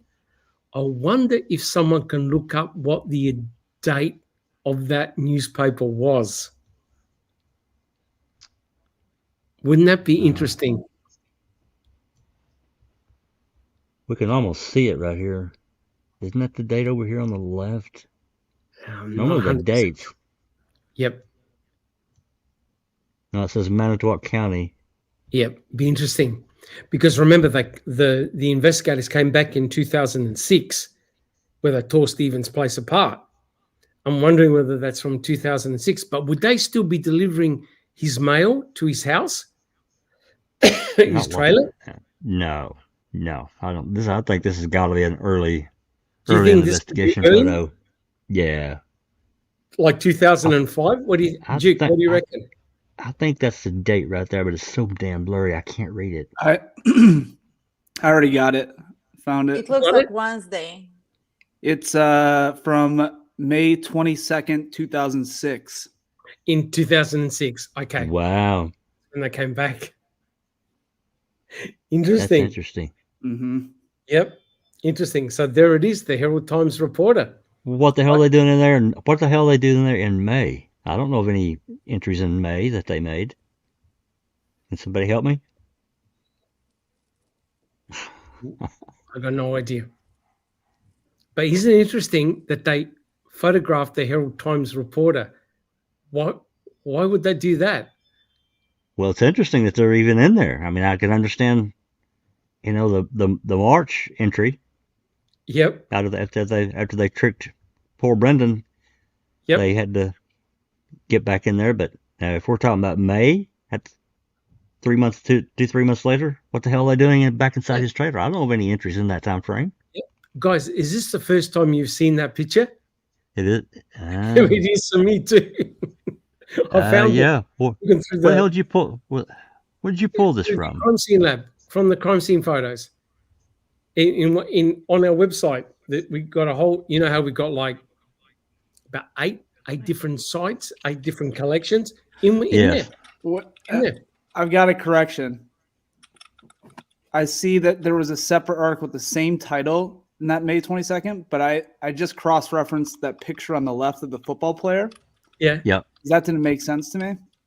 And it turns out that it's actually, this is from October 30th of 2005. Thank you. Sorry about that. That clears Yeah, it. No, Veronica you're fine. You're Ronica kidding. got it. Veronica's my fact checker now. So you're hired, Veronica. You're Thank you, kidding. Veronica. So this is October 30th. Yes, 2005.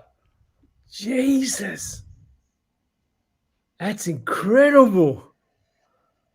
Right? So does this tend to suggest or give veracity to Tom Sowinski delivering the paper? Well, absolutely. It's there. It's right there.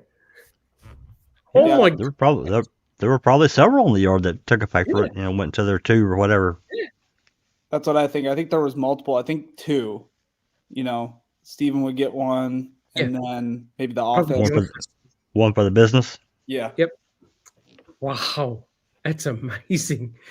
Anyway, if you thought that's weird, we're nearly finished, guys. Can you have a look at the next? Have a look at this, right? This is a DCI report from November the 6th. November the 6th is very interesting because that's the day that Sowinski phoned in, right? And the call hopefully got transferred to Senglob. They spoke to a guy called Walter Springtube. Have a look what he said in the next page. Now, can someone explain how this came about? I don't recall. Do you see that? Yes, I do. Would you like to read this one out? Okay.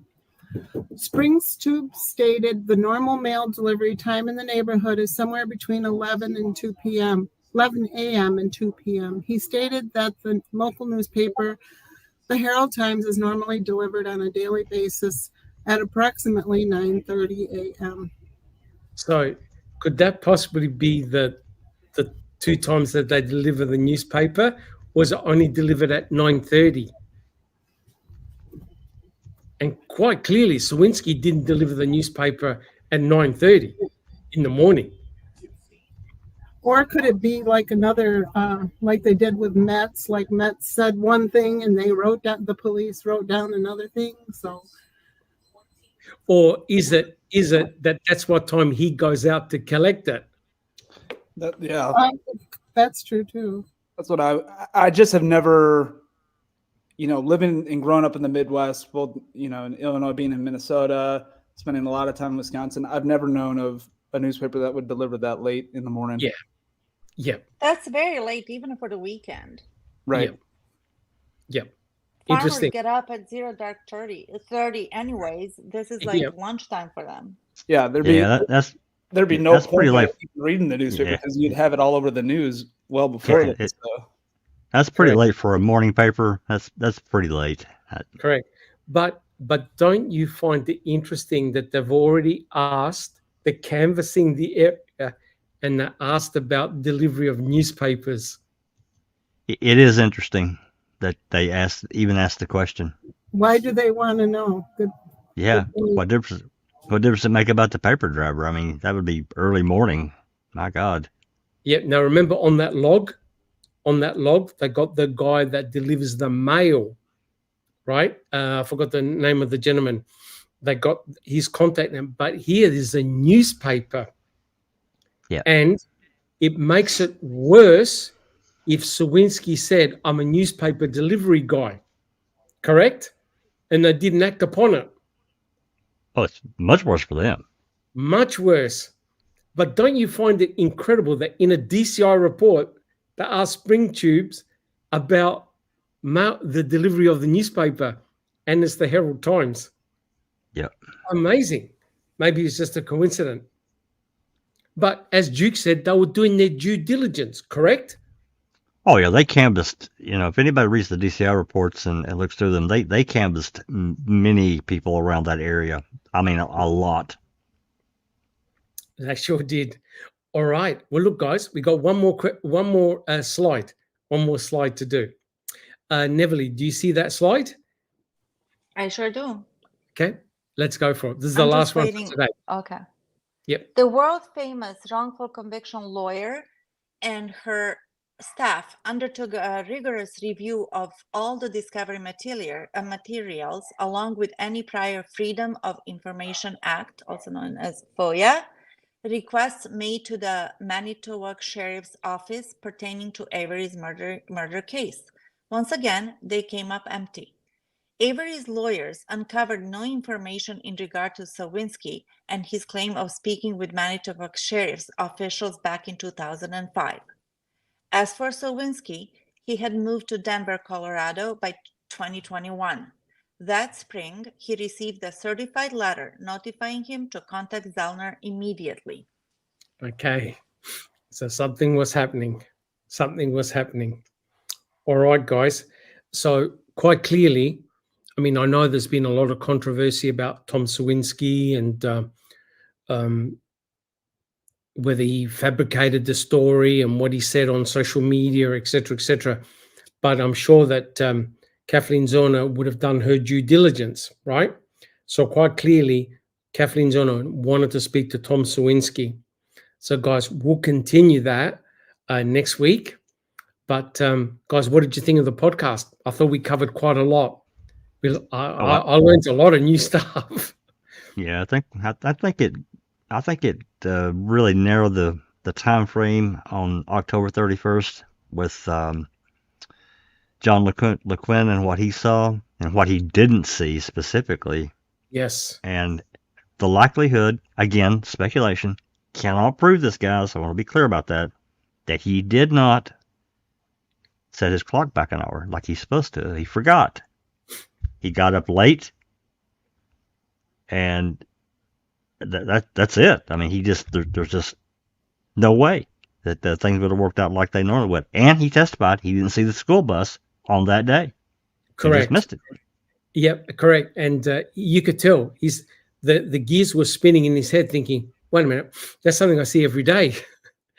I never saw the school bus. Something's not right here." And when you think about it, out of all the days that can account for his observation, it was one day prior, on October the 30th, where daylight savings ended.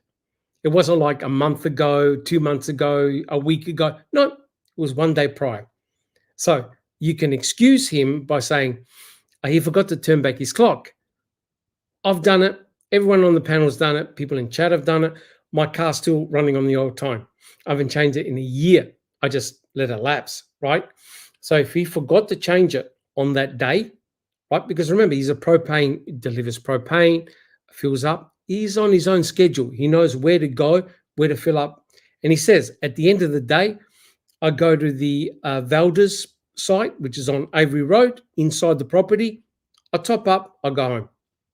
So if he's out by an hour, that's entirely understandable. And remember, he's there at a narrow time frame, 30 minutes. And guess what? That narrow time frame is the exact time frame that Stephen says, I saw Teresa turn left on Highway 147, right? And as we saw from the pictures of the Toyota RAV4, in sunlight, it looks green. It does look green, right? And a lot of people in chat, a lot of people on the panel said exactly the same thing. So it's not that you're allowed to speculate, but it can't be outrageous, right? So if he's in that time frame, 2:30 to 3, he will miss the school bus. He won't see the school bus. He doesn't mention about the other propane tank driver, Klein, that's on the other side of the road. And nor does Klein mention anything about seeing a RAV4, and he knew what car Teresa drove. That's because if the timeline is correct, Teresa's already gone. Bobby Dassey's already gone. Klein doesn't see anything. And if Leurquin has already topped up his tank and driven out, they probably miss each other by a couple of minutes, and that's it. Now, remember, with timelines, it's always plus or minus a few minutes. It's never exact. It's never correct. But it's fantastic that by going through official documents, you can put it all together without being completely crazy and coming up with outlandish ideas, right? Now, everything we said does not prove or mean that Bobby Dassey did anything nefarious. Nothing. But if Leurquin saw Teresa drive out, then it can't be Stephen, can't be Brendan that murdered Teresa Hallbach. If Leurquin saw Teresa's RAV4 drive out, then that's exculpatory. And that's why I believe that Kathleen Zellner needs to grab him and Klein, see if they can subpoena the books and have a look. Could it be possible that you're out by an hour? Is it possible? The day before was daylight savings, right? And it's interesting what he said. Didn't hear any gunshots, didn't see any fires, right? So these time points are critical. So potentially there are 3 crucial eyewitnesses, only 3 that I know of: Stephen, Bobby, and John Leurquin. No one's come forward to say, I saw Teresa drive in, I saw Teresa drive out. Here we have a guy that didn't even approach law enforcement, right? Right guy didn't even ring up law enforcement and say, oh, I thought I saw Teresa's car, or a car that looked like hers. Tom Fallon tried to dissuade him as much as possible. He said, no, it was October the 31st. That I remember. Nope, I saw a mid-sized green SUV. No one's come forward to say, yeah, it was actually me. I was a client, a customer. Because normally what happens is Chuck Avery meets them, greets them, and they'll probably write their names down in a logbook or something like that. No one's come forward to say, oh, I was at the Avery salvage yard at this time and I drove out, right? In the mystery. No one's done that. Well, that also, if we're talking about the DCI, they did a heavy canvass, and they did look at the logbooks of people that did business. Yep. And as far as I know, no one's vehicle matched anything like what Leurquin said. No one. Correct. Now, it just so happens that Teresa's RAV4 in the sunlight looks green. Right? Obviously, Leurquin didn't say, oh, yeah, it was Mystic Teal Mika. He said green, but he said mid-side SUV. He Yeah. didn't say sedan, pickup truck, nothing. He said mid-size SUV. Strang was trying to equate the time that the bus drove in at 3:45 because he was trying to shift the timeline to later, saying, wait a minute, how can Teresa be on the property for an hour taking pictures? That doesn't make any sense at all. Because remember, the cryptic clue is at 2:41. I think it was 2:41. No more phone pings. Boom. So if Teresa was attacked, either she turned off her phone or the attack took place very rapidly. So I think, John Leurquin is definitely someone I would want to talk to again. He might be the key to unravel the case. All right. Thank you so much, J61. Yeah, if you zoom back out, I can't see anybody. Can't see anybody else. But I think we covered quite a bit. And again, we used official documents, trial testimony. And please, guys, do your own research. Come to our library. Go your hardest. All right. So do we have any questions, starred questions? Please we don't do. say 400. We do. Reasons. There's actually 52. I think some of them we've probably already answered, and we can skip. But Rhonda, if you're ready, you can go for it. So we're not doing this at the same time. I think Rhonda's dropped out. Oh, she dropped out. Oh, think she okay. All right. I'll put the questions up, and Neverly, if you want to read them.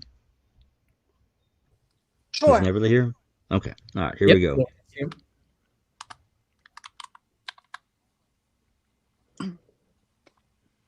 This is from our new friend, Leith. If you could, would you give me your thoughts on Teresa's day planner? I feel that's outstanding. Thanks.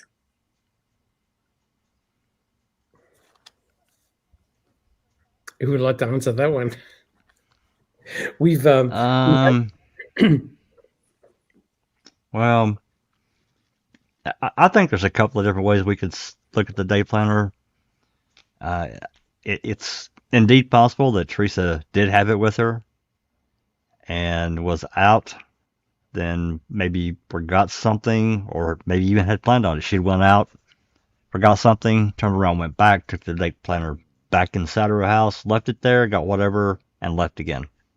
I don't know that for positive. That's just speculation. We don't really know for sure. The day planner may have never even left her trailer or her apartment, house, whatever.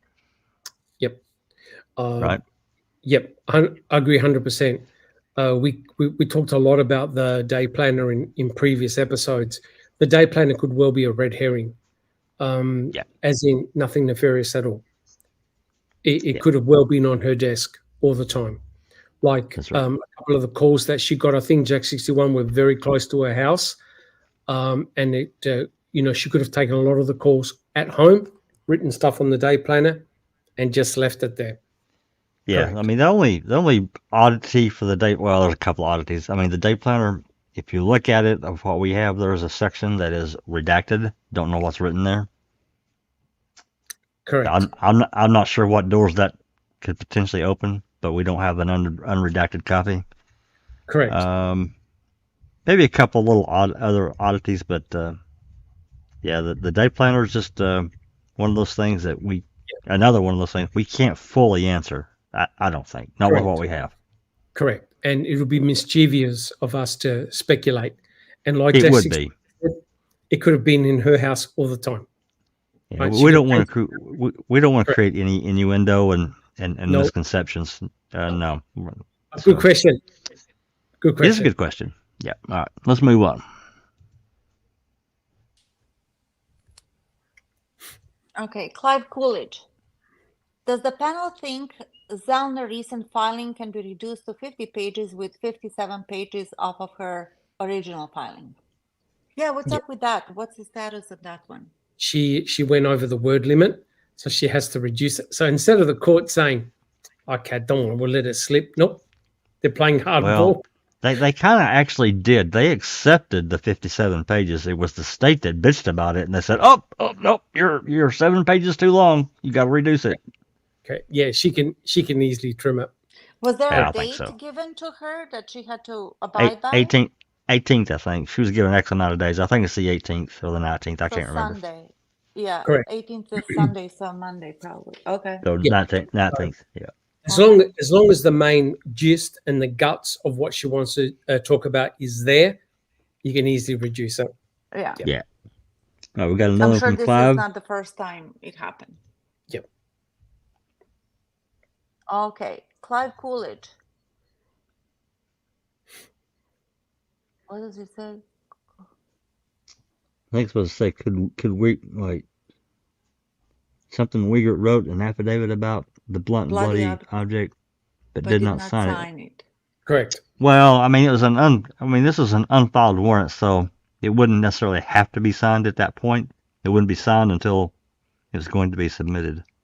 And, everybody needs to remember the context around that, because Bushman's Team A started their search in the Redount pit, which they had permission to search from Redount. And they went towards Cuss Road and crossed the property line onto the Vandergriff's property. That's right. Yep. And found this disturbed earth area. They were already there. It's too late. But they didn't have permission to search that area. Correct. So they found out who owned it, and they were trying to get word to them, and they did. They finally got a hold of them, and they gave them written permission to search the area. Of course, they'd already searched the damn place. So, They've already searched it.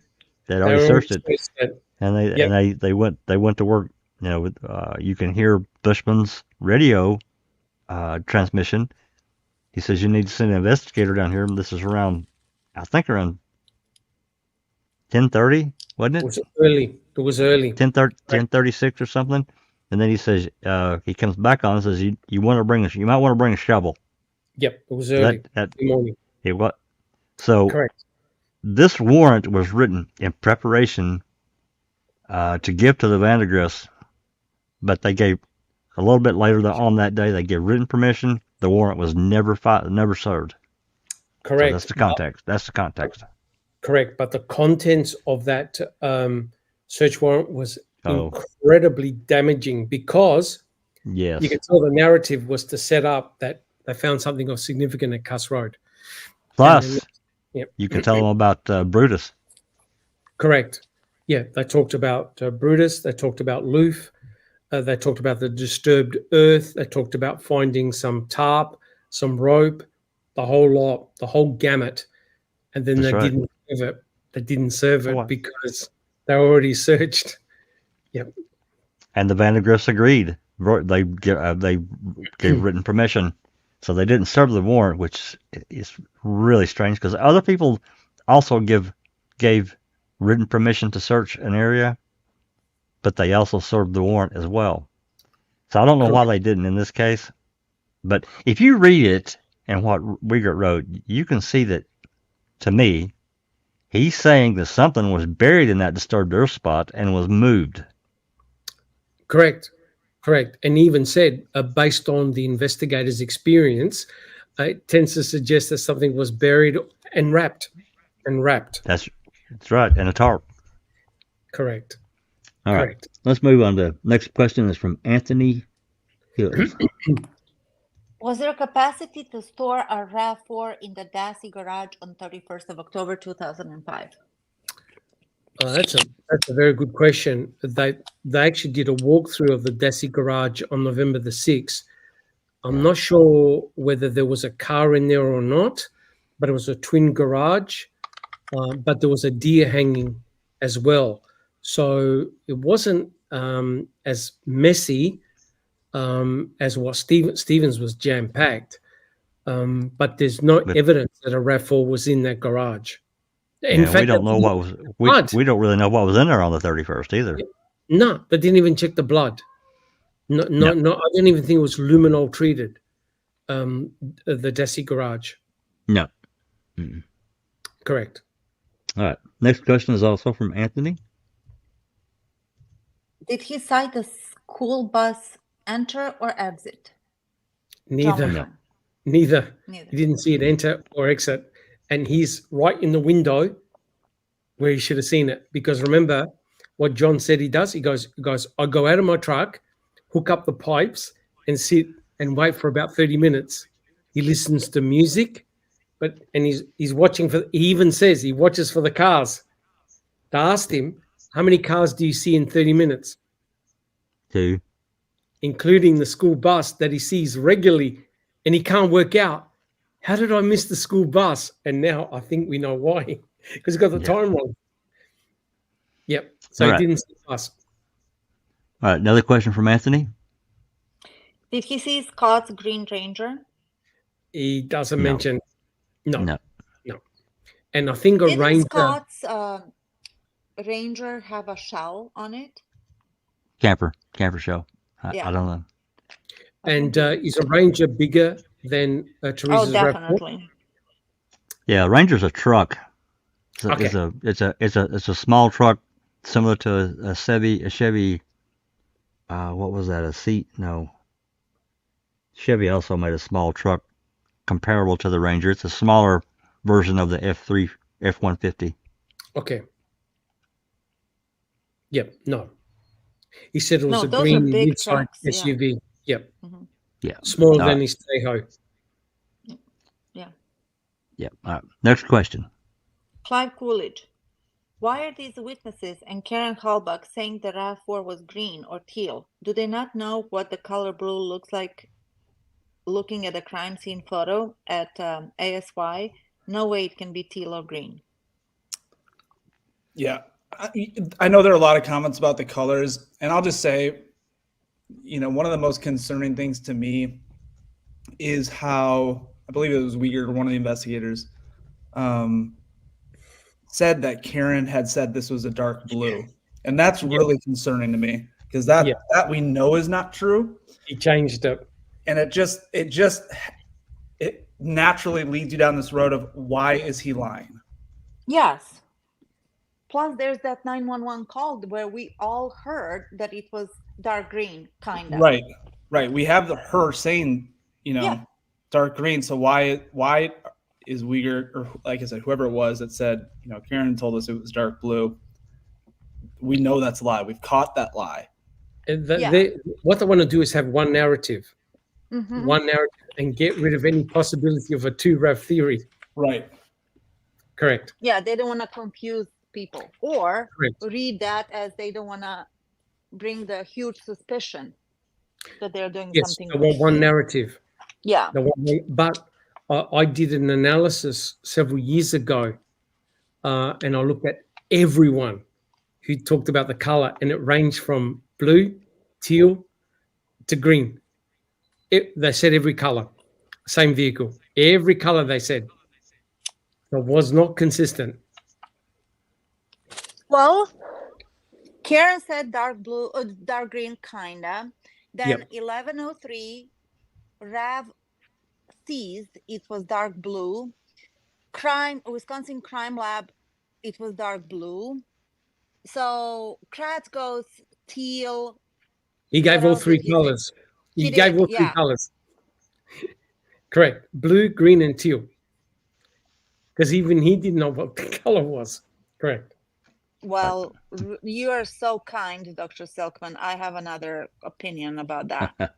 All right. If we go moving by on. Next. that he didn't know what color, then we can also assume, which we never should, but we should speculate that he didn't know what time the murder took place, that he didn't know one or two doesn't know. people took place. Oh, well, of course He not, but he he's does not know. he's moving goalposts to create his lying Narrative. Correct. He unsupported does not narrative. know. He does Yeah. not know. Veronica Clark, what time does the mail come as well? Yeah, we answered that one.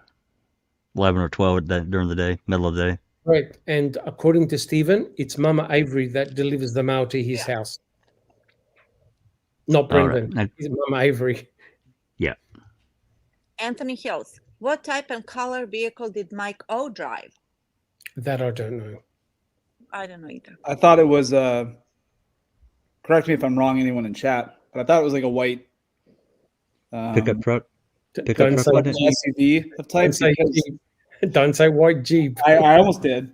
Whatever it I was, gonna the go there investigators too. saw his car when they flew over on the 4th. Yeah. Right. Yeah. And He was that's there. how He was there on the 4th. Correct. which is crazy that they were close enough to the ground to identify Yep. Mike O's car, but they didn't Yep. see the RAV. Correct. And Tom Yunder confirmed it, that Mike Right. O was there with Bobby. Yeah. All But right. they didn't Next, put him on the stand what he knew and whatever, right? No. Nope. next question is from Crockett. How do we know John Leurquin was looking ahead all the time he was refueling? Meaning, We like, we don't. We We don't don't. know. But he consistently stated that he looks out for the vehicles. He knows the regular ones, right? And he said that normally he sees about 2 cars on average for 30 minutes. And what is interesting, he says he's never seen the green mid-size SUV previously. Right. Right. So in other words, if he's there and Steve, the Avery salvage yard gets regular visitors, he goes, oh yeah, I see them all the time. But the fact that he said that the green mid-size SUV was a vehicle he had never seen before, that's interesting observation. But Yeah. the It bus, not seeing the bus, did his head in. Because I see that every day. Where the hell was it? He clearly didn't see the bus. That's right. Yep. All right. Next question is from Joffrey. Jeffrey III, did John observe a broken blinker light? He didn't mention anything. No. He was very specific. In fact, he is a fantastic witness because he refused to embellish anything. Because I only say things when I'm certain. And he said that during the trial, right? He's very cautious. Never mentioned about broken blinker lights. He said I didn't even see the driver, didn't notice it was a male, female, or what age. Very honest. Correct. Excuse me. God Bless bless. you. Thank you. Yeah, I've sneezed about, I don't know, 15, 20 times since no. today. So You need a hot toddy. Yeah. I just actually I just made myself a cup of oolong tea. Nice. Yeah. Do we have All right, any more next. questions? Oh yeah, we got more. Clive Coolidge. Tom Sowinski evidence is a tiny bit suspect, not about seeing Bobby and another guy older, long gray beard, pushing the RAV4 down Avery Road. He said his car was gold, did not know make and model or model. You mean Tom Sowinski's own car? Yeah. Yeah. I'm sure everything he said is going to be pulled apart. Oh, yeah. Completely pulled apart. Yeah. Honestly, he also said that he can literally state with certainty what kind of cars he had throughout their lifetime or something like that. I'm paraphrasing. And I believe you, Clive. Some people are just like that. Myself, I know like the big ones. I had this car. But, 30, 40 years ago, I knew I had a blue car, but I don't know which one it was. It was light blue. That's all I remember. You know what I mean? Yeah. So I could see it both ways. I'm one of those people that can remember every single car I've ever owned, all of them, Yeah. and make and model and year. Yeah. Nice. All right. Moving on. Next question is from Anthony. What color is Michael's vehicle? We already did that. I think White. I think Duke just answered that it was white. It's white. Yeah. All righty, moving on. TJ Anderson. Bobby had someone with him other than just Scotty being his alibi? Well, I think that comment probably came because, and I don't know if Barb's still in the chat or not, but Barb had said that Bobby had a witness of him hunting that day. And that prompted the question of, was she referring to Scott or was she referring to someone who actually saw him where he went hunting and who that person was? Nola. Answer. I don't remember hearing that, but then later on in the comments, maybe we started already. Somebody mentioned that Bobby said that on the stand, and I just don't remember that. But yeah, that was all prompted by Barb saying in the chat earlier today that Bobby had a witness when he was hunting. Oh, wouldn't that have been Nola that owned Scott's trailer? when he got there? That's what I would think, but it was pretty clear in the trial that he didn't see the owner of the Yes, property that's that he right. went He into. didn't. Right. He Yeah. didn't. So I don't know who Barb was referring to. That's why Right. that question was prompted, though. It was because of what Barb said. But Right. that would be nice if she could answer. It'd be great. Yeah. Okay, moving on. Next question. Grandmas. Didn't Bobby say on the stand he didn't have a witness who saw him hunting? That was my impression, but what I'll do later on, I'll go through his trial testimony again. And he also said he didn't catch any deer or see any. Yeah, his hunt Geese. wasn't successful. Geese or whatever it was, Yeah. wasn't successful.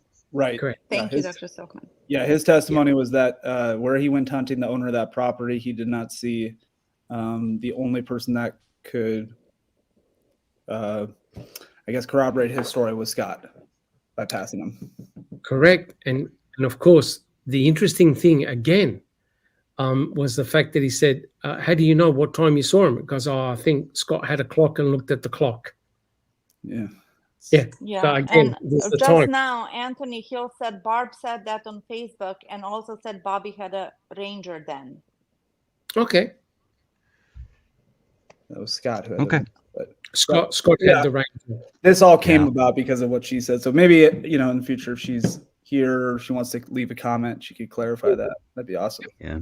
As far as we know, Yeah. Bobby had a blazer. He had that Blazer. blazer. Correct. Yeah. Yeah. And All right, George next- Speaks in chat said, he goes, where I live in rural USA, people have used hunting, quote unquote, on several occasions to cover nefarious activities. Yeah, I could see that. Yeah, or But- stepping out on their significant other and so forth. Yeah. Yeah. All right, next question. Mr. President, did Avery's have customers coming in and out all day? Someone That's else 31st, unrelated as far as to I the know. case may have been driving by. Oh, Yeah. yeah. I don't know. It's possible. Don't get me started on who was there that week. Remember Andres? Oh yeah, yeah. Martinez. Yeah. Oh yeah. Yep. Yeah. But we're talking about October the 31st. Well, I think Yeah. As far as we think know. there's some various reports, but in one of the conversations, one of the jail calls, they talk about how he was there on that Monday. He was there twice that week, Monday and then a different day. Is what and again, I think they were. It's Stephen and it's probably his mom, talking. But that stuck out to me recently when I was listening to it, was that they thought he was there twice that week, and once was Monday. Gotcha. Okay. Next question. Pete Moss. If John Leurquin had not turned the clock back, did he turn up for work 1 hour early that day? That I don't know, but he'll be out of sync. He'll be completely out of sync. But again, if there's no one there with a time book saying, John, mate, you're an hour early, what's he going to know? If he's got like stops where he delivers propane, if he gets up 1 hour early, unless someone told him, oh, by the way, you got up at the wrong time, how's he going to know? He probably won't. No, he's just going to go fill their tank and move on. Correct. Yeah. And it's not like a day and night difference 1 hour. Do you know what I mean? Because it was Right. the transition time. So it's not like weeks down the track. It was literally that day That's that right. he had to turn his clock back. That day. Okay. Next question from Clive. Clive Coolidge. Avery salvage yard had a propane tank on site. Did any propane tank drivers deliver them that day? From what I've read, Leurquin didn't. Klein didn't, but they filled up. But from what I remember, they had separate delivery guys that go and do the propane tanks when they needed it. They give them a call, a propane tank delivery. I think it was a different company that did the Avery salvage yard, the propane tanks. Because I know that there was the other guy, Desat, mentioned the fact that he had once done the Dolores's propane tank and he had trouble finding it. So they have other delivery guys that go onto the property. Here, Leurquin and Klein, they filled up their tanks. They weren't delivering propane. They were filling up their trucks. All right. This next, this is a comment, and I highlighted it. Just you can comment if you want, Doc, or whatever. Crockett Thompson. Doc, Fassbender was not interested in Tom Sowinski. It did not point to Stephen. Well, yeah. Well, we can spend an hour on just that. The question is that's what Kathleen's on is saying. It's a freaking Brady violation. They knew about Tom Sowinski right early on in the investigation. That's a massive Brady violation, right? Now, clearly they took a log of everyone who came into the area. It's unbelievable to think that they forgot to determine whether the Averys had newspapers delivered in the early hours of the morning. And if they didn't put two and two together, when Sowinski phoned on the 6th that he was a newspaper delivery boy, clearly Fassbender didn't ring up Tom Sowinski and say, mate, what time did you deliver papers? Did you see anything? Note anything? No, that didn't happen.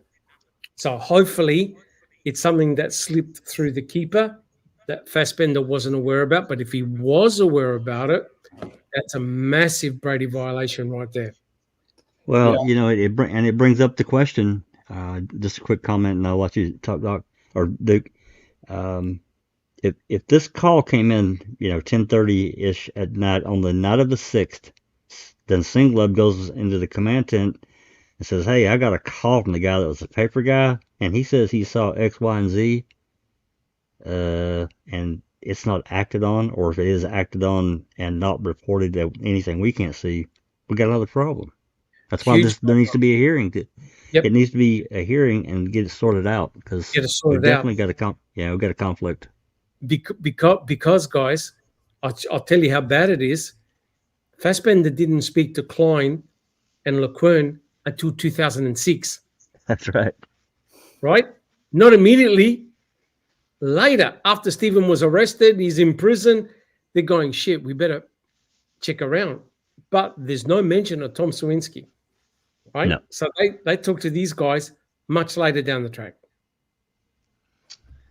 Okay. Next question.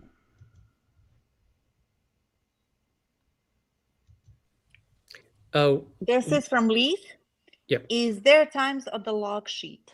We've never seen them. We've never seen the timesheets. You're talking about John Leurquin? No. But what he did say in court was that he writes down the gas percent. Like, on a gas, a propane tank, you have numbers. So he writes down the numbers. I loaded this much propane. So he knows how much volume has gone into his truck. He never mentioned about time, but he said roughly in the court, he goes, I was there between 3:30 and 4. Yeah. He said that it took 30 minutes to fill up, right? Now the in and out into the compound, when you got up there, yes, there's times in and out. That's different. Correct. That's different. I remember, that's a different log sheet. Correct. But remember, on October the 31st, there was no sign in and out log sheet. It wasn't there yet. Correct. There was no investigation. Yep. All right. Next question is from Crockett. Crockett Thompson. Is there really two filling propane sites at Avery Road and 147? Yes, there are. Yep. If you look at in my other podcast, I put up a picture taken on November the 6th or 7th, was from a flyover, and you can clearly see the propane tanks on both sides of the road. They're there. Yeah. And Feral Gas does the one on the opposite side, Feral Gas. And Fassbender spoke to two of the the guys that fill up there. And they said, we're on the opposite side. So it's definitely a filling station. Yeah. All righty. Next question. Jeffrey III? Yes. Did Klein see Leurquin? No. No, Klein did not mention Leurquin at all. And if the times are correct and you push back Leurquin by an hour because you got it wrong, then Klein would have just missed Leurquin. Leurquin would have finished filling up and driven away. Okay. Next question. This is from Anthony Hills. Is that a deep jewel green metallic 6P3 on the poster? That I we don't know. It's not Teresa Horbach's car on the missing poster. It's a stock what's image. Stock image. yeah, it's a Stock image. Yeah, of a RAV4. Correct. Yeah. So I don't know what color they used, but they said green, dark green. I think it probably was. I think it probably was dark because it's really green in that photo. The one that's It's on really, the but they news also photo. said like this car, like this, as you can see, like on the poster, or they referred it to the picture. So people are on the lookout for the green one. Very Correct. green. And if you go to Toyota's website, they'll tell you what the colors were back in around that time period. There's a whole stack of colors. Correct. All right. Next question. And also, if I could just say, sorry, Jack 61, on Reddit, Hembury did a series, Know Your RAV. Anything you want to know about the RAV, it's on there. Hembury's got it. Yeah, Brilliant. there's at least 2 parts, if not 3. Yeah. Huge. It's 3 parts. 3 parts. He put a massive amount of. That's research into massive. that. Yeah. Yep. Correct. All right. Next one's from Monica. Ronica Clark. Does the photo on look like it's missing headlights? We No, already not addressed the that. one done by Pierce. Yeah, the headlights are there. They're intact. Yeah. Yeah. But the other 2, we already blew up the Correct. both. They're missing. They're the crime They're scene missing them photos. both, yeah. Correct. All right. Next question. Clive Coolidge. So if the top picture is Teresa Halbach's car, the car found on salvage yard is dark blue, so is the bottom picture an imposter? Ban that guy. By the way, I did look at the dates of that top picture. That photo was taken September 6th, 2006. Yep. It's the same car. It's It the same. You can even trace the mud spots. It's the same vehicle. Correct. Yeah. Good try though, Clive. Yep, absolutely. Next Okay, question. I have a question. Since we're talking about these colors and whatnot, which is clearly confusing, did anybody in the official report, mention the fact that the car looks blue or green or anything in between, depending on the light? No. No. Not that I I ever find read. that interesting. Okay. Yeah. No. Anthony Hills, why is the VIN number always blurred, tampered, or in doubt, or being corrected by Wiegert? We don't know. No idea. No Okay, idea. this is like my pet peeve, this question. Because it's always something shady. Well, yeah, we've got the one photo that's definitely the VIN number, but it's redacted. I know, but if It's Pain blurry. of God and what's the guy that I like? Not Dithering, but the other one, Remiker, both say that the VIN number looked messed up, tampered with, and they were both on the stand and said that. To me, it raises a question. Yeah, Why yeah, would we they just say that? I don't know. Can't answer it. I know. No, it's a rabbit hole we can't get out of. And Yep. we can't answer it. Okay. Okay, next question. Ronica Clark. The top picture was taken when again? Okay, that's the photo I'm talking about. So Yeah, that 2006. was September 2006. Ronica. Is that Chilton? Taken at Chilton? It must have been after they moved it and put it into that that garage, that holding area, and and they pulled it out.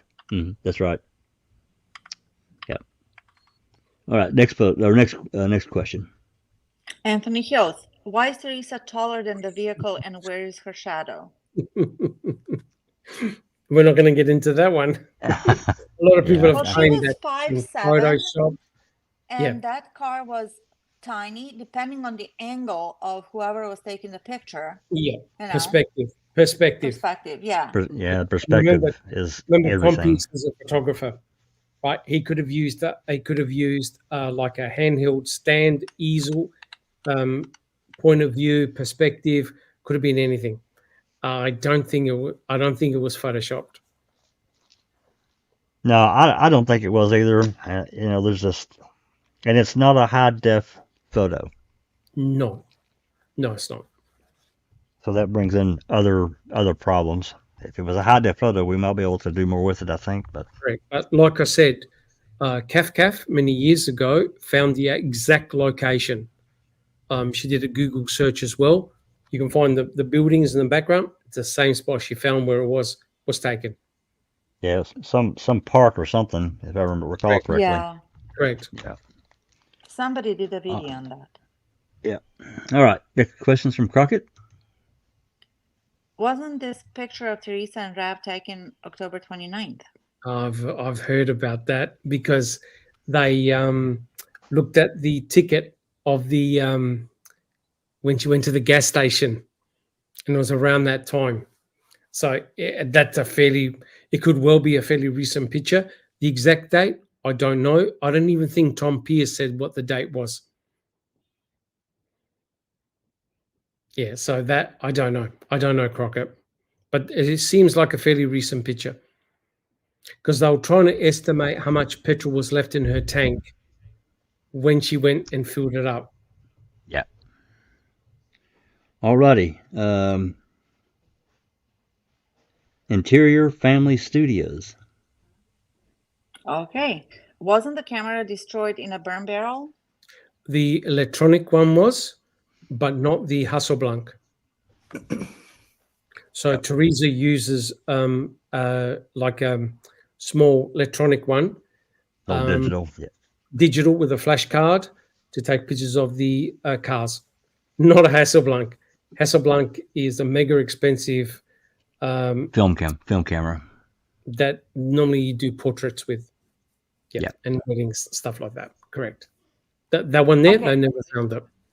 Can we just go, referring to the previous question, Veronica Clark is asking, so if the top picture was taken on September 26th or 29th, Teresa, in other words, before the 31st, Teresa's headlight was broken on before she was missing. Am I correct?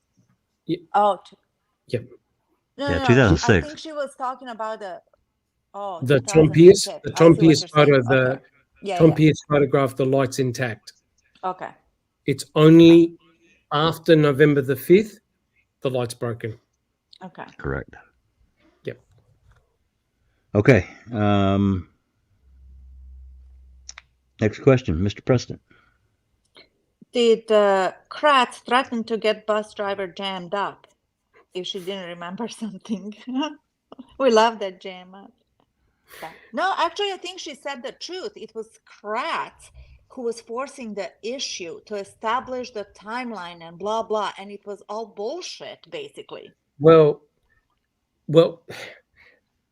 Lisa Buchner and also John Leurquin were witnesses for the defense.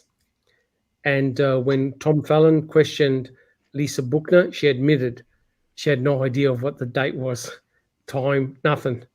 So Tom Fallon said, could you have gotten the day wrong? Yes. Could you have gotten the week wrong? Yes. So unfortunately, Lisa Buchner was not a very good witness at all. No. But the irony is Teresa Halbach did photograph vehicles right at the front, right? That's right. Because the red blazer there, and it was still there. But she never photographed that on October the 31st.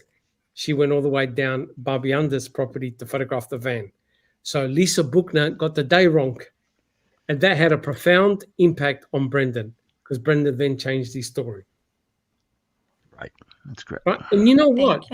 Wouldn't it be amazing if the kids on that bus remember whether they drove past the propane tank driver on October? I know it's a long shot, but wouldn't it be incredible if they all said, no, we never saw a propane tank driver? Of course. So there's an opportunity. That's right. Yep. Even ask Lisa. That's right. Yeah. Ask her too. That would have been a good question. Yep, definitely. All right. Next question. Jeffrey III. How does the panel explain the presence of Stephen's blood in the RAV, but the absence of any of his fingerprints? It's glove on, glove off.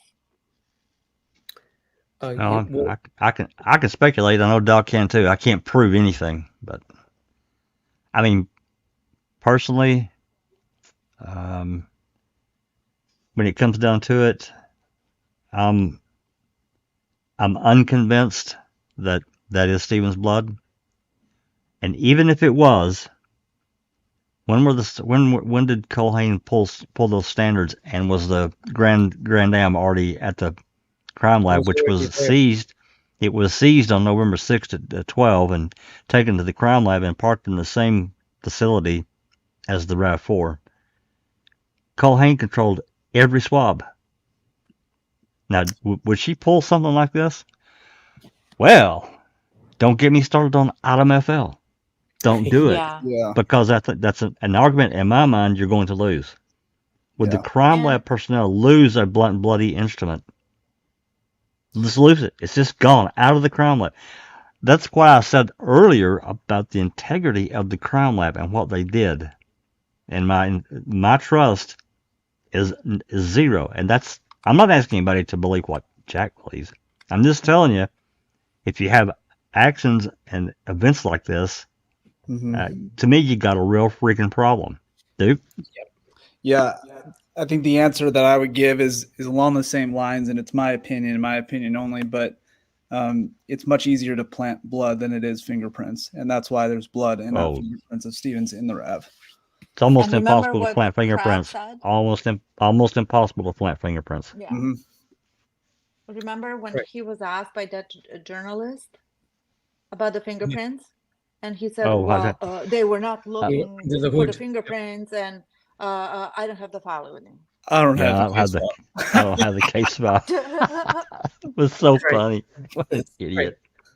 Correct. But the thing that raised my antennas was what Jean Couchet mentioned during the depositions. The faking of DNA results, and you're thinking, shit, this is like a couple of weeks before Stephen gets convicted for murder, or charged for murder. 26th of October. So that can't be good. And then Tom Fassbender asking Culhane to try and put her in his garage or house, and you're thinking, the whole thing is compromised. Yeah, horribly compromised. Yeah.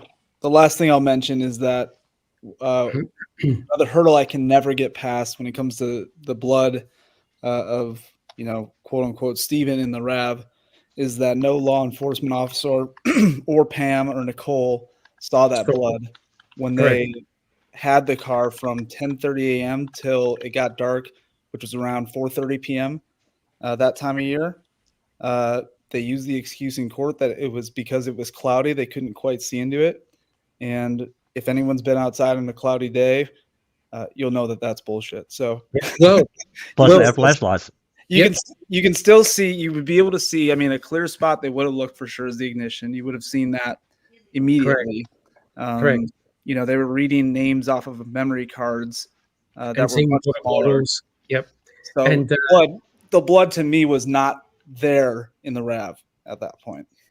Well, the thing that blows this whole apart about that they couldn't see it because it was cloudy were the crystal clear pictures taken by Nicole Sturm. Right. That's right. You can see straight through the window, straight through the glass. And Pam Sturm is a PI or was a private investigator. You're always going to check the ignition spot just in case there's keys. See if there's keys in it. Absolutely. There's keys there. Yep. And no one, including people with torches, had noted any blood. The only thing that they got in indication that there was human decomposition was the alert by Brutus at the back of the RAV. Right? Well, that's what led them to believe that she was murdered. Murdered. Correct. Yep. Correct. And it's interesting that I'm sorry. No, go ahead. I'll say it you go ahead, Neverly. Okay, thank you. Scooby said, I'm surprised Buting and Strang didn't adjust the blunt object unless I missed that. Did I? They didn't know about it. Yeah. They didn't know about This it. was just We- recently discovered, right, by Sunshine Christina. Sunshine Christina. No one knew about this until 2022 when she accidentally got this series of unfiled warrants. I don't remember what month in 2022, but seemed like it was mid-year, maybe the fall. I can't remember exactly. But it goes to show we don't know everything about this case. No Do way. it. That was No a surprise. way. That was a surprise. And Huge surprise. the more you dig into the DCI reports, you discover new stuff. I had no idea about the other propane driver. None. And all of a sudden, boom. And then they talk to the mail delivery guy. So it's amazing how slowly more stuff comes out.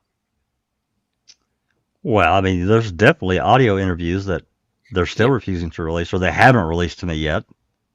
I've been waiting. Well, we're moving into 2 years here for too long. Yep. So there's definitely stuff that we don't have no idea of. Yep. And All right. just one final comment about the blood, Stephen's blood.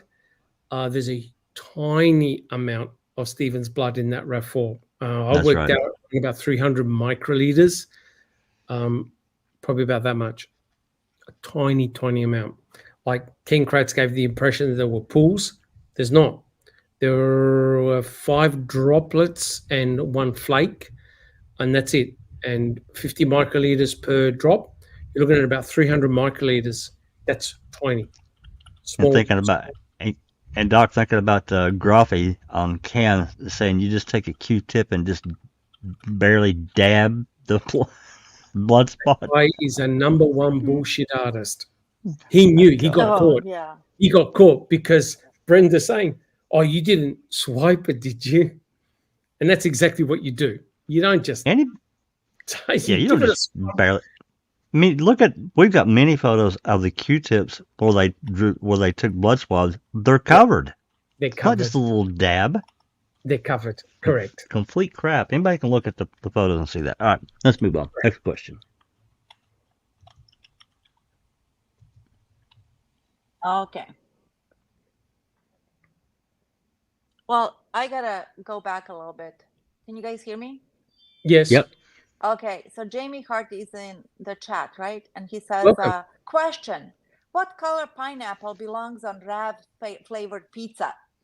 So I said, Mystic Yellow Mica.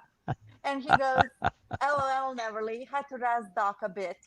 And James Crane, yoga man, comes in and he goes, it depends if you're eating it outside of the table or at an inside table. So it's good that we can joke about this. Yes, it a is. little bit. It is. You want to read the question? Yes. Is there, by Jeffrey III, is there any forensic evidence not linked to Stephen or Teresa in or on the RAV4?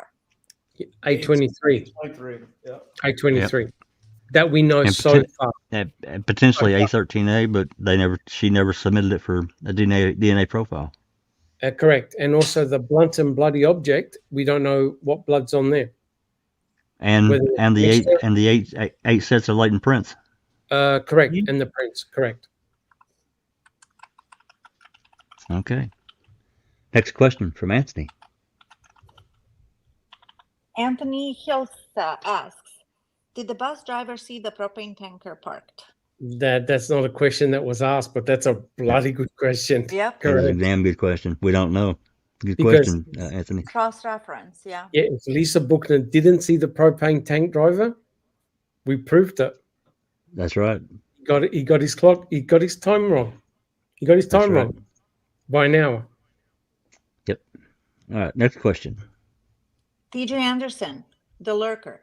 Do you think if there's a retrial with Bobby on the stand again, would he tell the same story?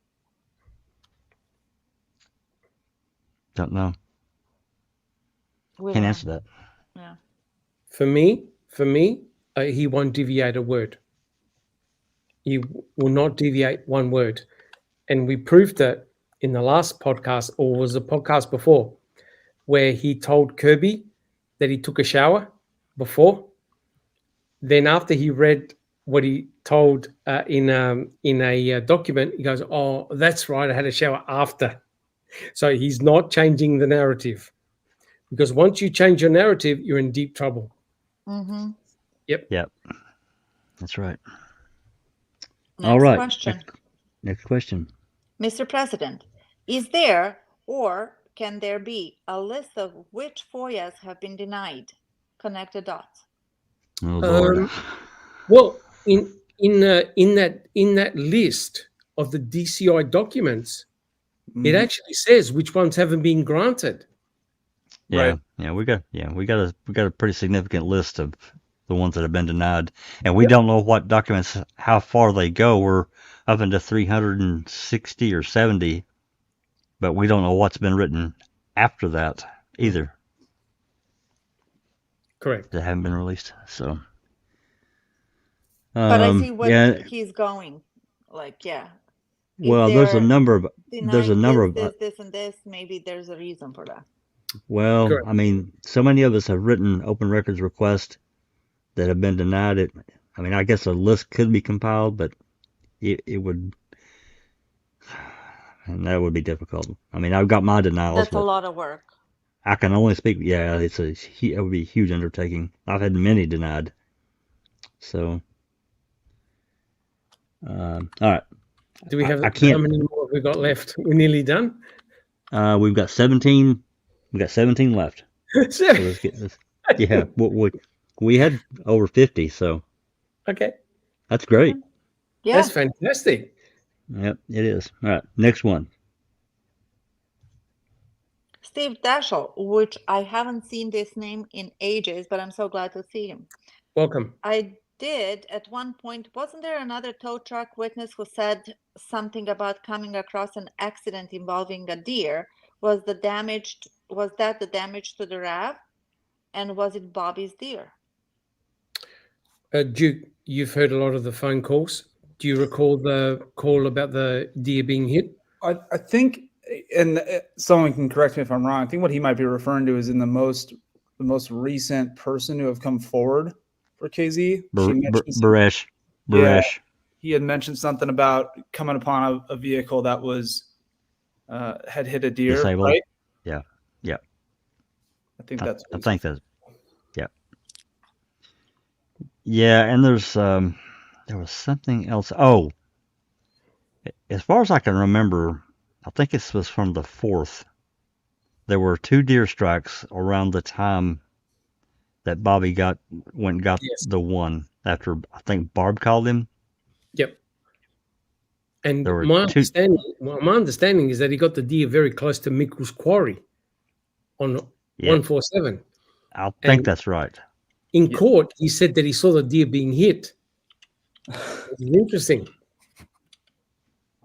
Yeah, I thought I was thinking that Barbie called him, but maybe I've got that mixed up. I don't want to put up any misinformation. There is a lot of wiggle room when it comes to the deer story. Right. It's not clear cut. It's not clear cut at all. All right, next question.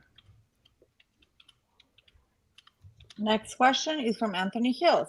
Who sees the green RAV at the turnaround on Halloween, according to John Ferak? It's Ramlo. Earl's buddy, Fabian. Robert Fabian. Fabian, not Ramlo. Robert Fabian. Yep. When he smelled the plastic coming out of Stephen's It's barrel. not the plastic. Correct. Yeah. Correct.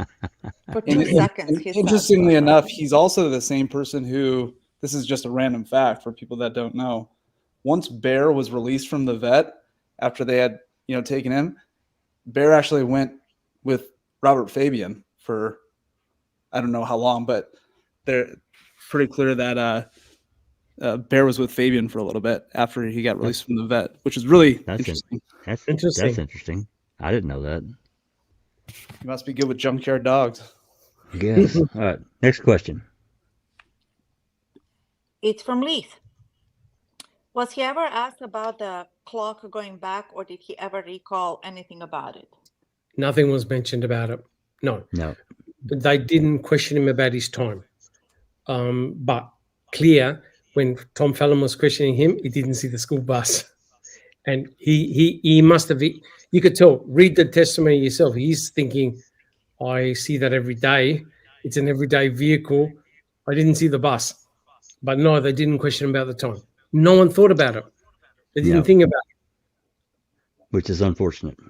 because what Strang was doing was pushing the timeline forward. Yes, What Strang should have done was push it back, that's right. and then it would have complemented exactly with what Stephen said. That's exactly right. Correct. All right, next question. Next question is from Jeffrey III. Where did the bloody blunt instrument go? We don't know. Disappeared. You know, Poof. In somebody's safe, right? yeah. They didn't take any video of going into the RAB. Nothing. It's a big black hole. Did anybody try to FOIA more on it after Sunshine found that? Yeah, there's a member of the community that has emailed the DOJ back right after this was released, and there's, like I said, there's been 115. It's 115 emails, I think, in that email chain, and there are no answers. They still haven't answered what happened to it. Unbelievable. And Yeah. a lot of the crime scene guys, what they do is they draw a sketch, right? They normally draw a sketch of the scene and basically write down, oh, I saw a blood spot there, blood spot there. Did anyone draw a sketch of the blunt and bloody object where they found it? Nothing we're aware of. Anyone take a picture? Nope. Did anyone mention a blunt and bloody object on the Avery salvage yard? Nope. Well, they were looking for one. Yep. No, we're definitely looking for the Special tool. the lug wrench that was missing from Teresa's Kit. toolkit. Yeah. Correct me if I'm wrong, but didn't Tom Pierce give her that emergency roadside kit? He I did, think you did. Yeah. and it was Okay. missing too. Okay. Only the lug wrench was out of that emergency toolkit. Okay. Yeah. And I also Okay. think that it was Yoga who said it at the time that the reason the blunt, bloody object is missing is because it would totally debunk the state's narrative. Well, Well, that's a possibility, but it also then leads credence to the blood on the back of the RAV4 door, which they don't want to address, No. right? No. Because it goes against their hypothesis that Stephen and Brendan picked up Teresa and flung her in the back of the RAV. After That's they right. did all of that. Correct. And when she said knock it off, yeah.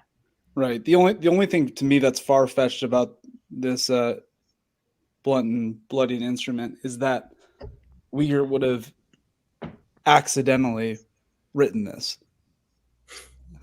I don't believe- that's the only yeah. far fetched thing is people when they say, well, he must have Ad-libbing. heard something that he didn't know was actually true, or game a telephone, or his fingers just typed it without him knowing. I don't know. I don't know what you can believe, but it's far fetched.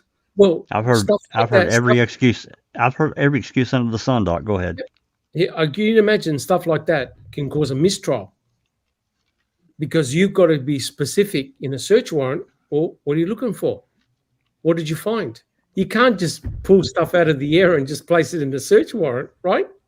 So Certainly nothing as incriminating as that could potentially be. that's right. So it's interesting when you look at that search warrant, the murder site is Cuss Road. You can't deny it. The way they wrote it, That's and right. then abandoned it. They just walked away from it. Incredible. Yep. Okay. Do we have And any we more got questions? oh yeah, we're not quite there yet. Another one. This is about from the blunt Danny buddies. Brewer fan.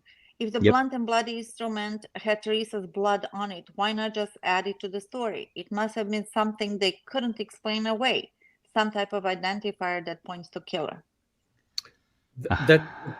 That's true. But you see, if they go with that narrative that Teresa was bludgeoned, then that's going to affect everything, because where did that take place? Back And at the item FL and item FK. correct. Correct. Cranial because- bones. Correct, because potentially being hit in the head repeatedly with a hammer may kill you. right? So why are then Stephen and Brendan involved in shooting her 10 times if she's already dead? No. So the blunt and bloody object, it makes things worse for the state, not better. Much Because- worse. Because then if you're going to believe in the bludgeoning episode, then release Brendan now. Send him home. Because everything that Brendan said is complete garbage. It makes no sense. What are they going to do? They're going to bludgeon Teresa Halbach after she's dead? No. That makes no sense at all. And another one about the blunt bloody object. This is from Leith. Okay, so the blunt bloody object is missing, but surely there are photos submitted into evidence. No, there's not. No, No. this was a pure accident that we came upon this. Yeah, correct. process. If Sunshine Christina never got it, you would have never heard about a blunt and bloody instrument, correct? Yeah. Yeah, I should probably give a little context, just a short context to how she got these warrants. She had written queso and wanted just a blank form of how an affidavit and so forth is spelled out. Just the blank form. And they first denied her request. She pressed him because, Sunshine Christina's a bulldog and she would not let anything go. God bless her. And she said, look, I just want to see your blank form of how a search warrant is filled out. A few days went by and she gets, I don't know, there's 10 or 15 of these unfiled warrants that she got. And this was one of them. I mean, many of them, if you read these, a huge amount of the language is the same in all of them. But the affidavits are different. And this one was really different. So that's how that came about. Yeah, whoever gave it to her didn't give her the blank form, but gave her the filled in one. That's right. That's right. Correct. It's crazy. Okay. But let's go on to the next one. there are no photos submitted into evidence. Nothing. We know if it wasn't mentioned in this warrant in the affidavit, we wouldn't know anything about it. Nothing. No. Yeah. All right, next question. Our friend Stacy Seabrook just joined us, which is awesome. Hey, welcome. Stacy. Thanks for coming. Okay, Clive Coolidge. With all this evidence being lost or hidden, is crying out for either IA or FBI investigation. Both the agencies would get to the bottom of this corruption. Both are very tenacious. Yep, 100% correct. In fact, I think even Stephen mentioned getting the FBI involved very, very early on. He did. And the FBI, what LeBeau said was that we look at public corruption, right?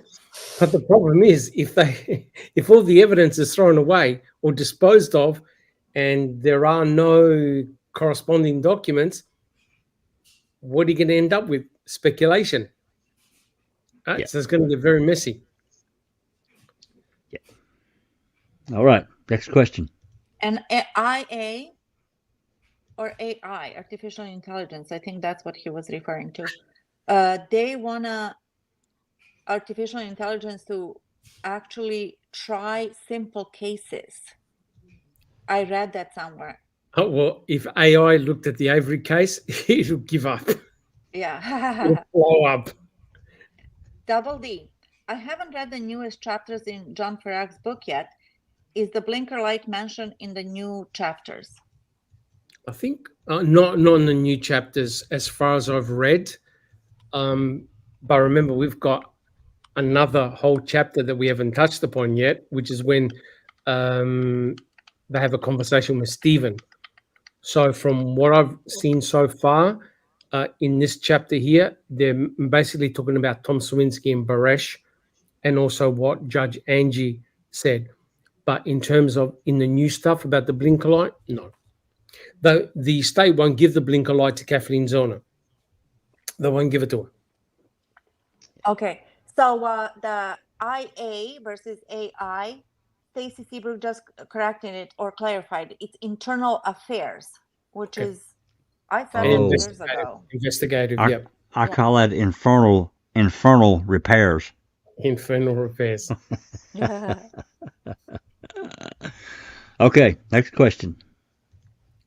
Anthony Hills, why is no hair found with Teresa's blood? That's a damn good question, Mm-hmm. especially there in that back In cargo the back, area. yeah. Absolutely, Maybe I that's why agree. they destroyed or removed or hid whatever, The disappeared carpet. the cargo mat. Yeah. Yep, could well be.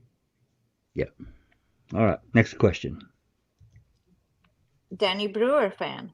Isn't it strange the focus they put on finding the missing car, almost like they knew her body would not be found, only the car. Well, he said the cat, I guess the car. Yep. Well, I mean, as soon as Pam of God found the RAV4, there was no signs of Teresa, right? And she had been missing since October the 31st. I think they all knew that something really, really bad happened. But you can't tell me that the finding of the RAV4 was a fluke. It wasn't. In my opinion, Pagel had received a tip. They knew exactly where it was. I don't know who gave that tip in, but Pam and her daughter went directly there, directly to the RAV. That's no accident. The RAV had to be found. That changed because they didn't have grounds to submit a search warrant. They'd already been there twice and didn't find shit. They didn't find anything. Correct. Including a flyover. Correct. Right. So they had to have something to give them grounds to seize Correct. the Avery salvage yard. Correct. All right. Next question. Meath, was the blinker light tested for DNA? Maybe that could be the murder weapon. No. No. It was actually cleaned. It appeared to have been cleaned. Yeah. It Yeah, between appeared. two photographs. Correct. Between the two pictures. Correct. No, they won't give the blinker light to Kathleen Zellner. No, and it's never been tested as far as we know. But from what I've read, someone had to actually disconnect the cord, the power cord to the blinker light. Yeah. So someone had to manually go there and take it out. So that can't be the murder weapon because it had to have been hit first for the blinker light to pop out, right? And someone had to go to the blinker light and detach the power cord from it. Yeah, I'm not Correct. sure it would have survived pummeling somebody in the skull without cracking and breaking quite a bit more.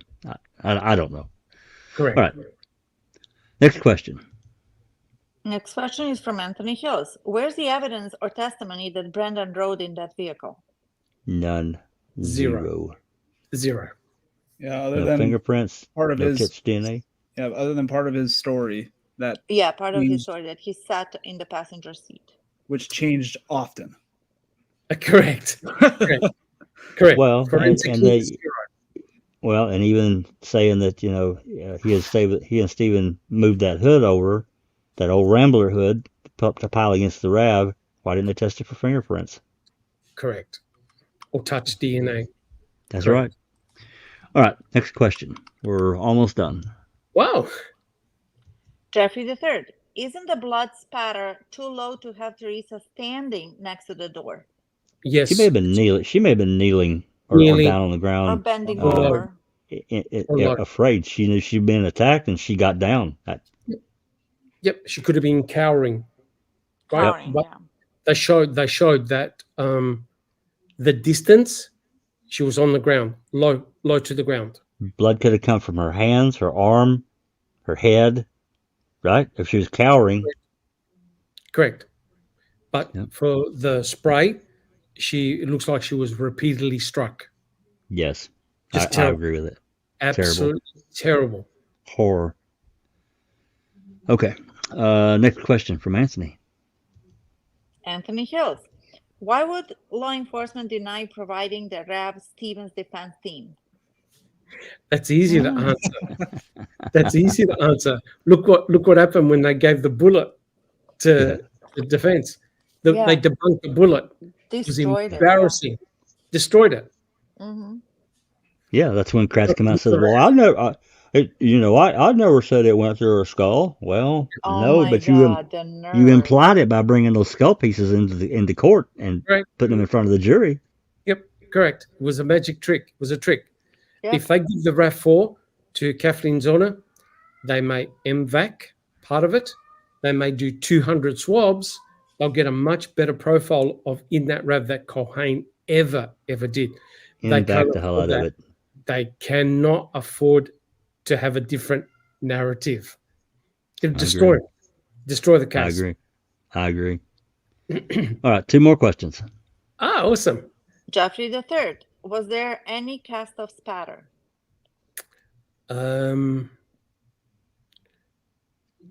Apart from the blood spatter on the back door, the other blood droplets, I think, were due to contact with Teresa's head on the plastic where the wheel arch was, and I think the rest was by gravity.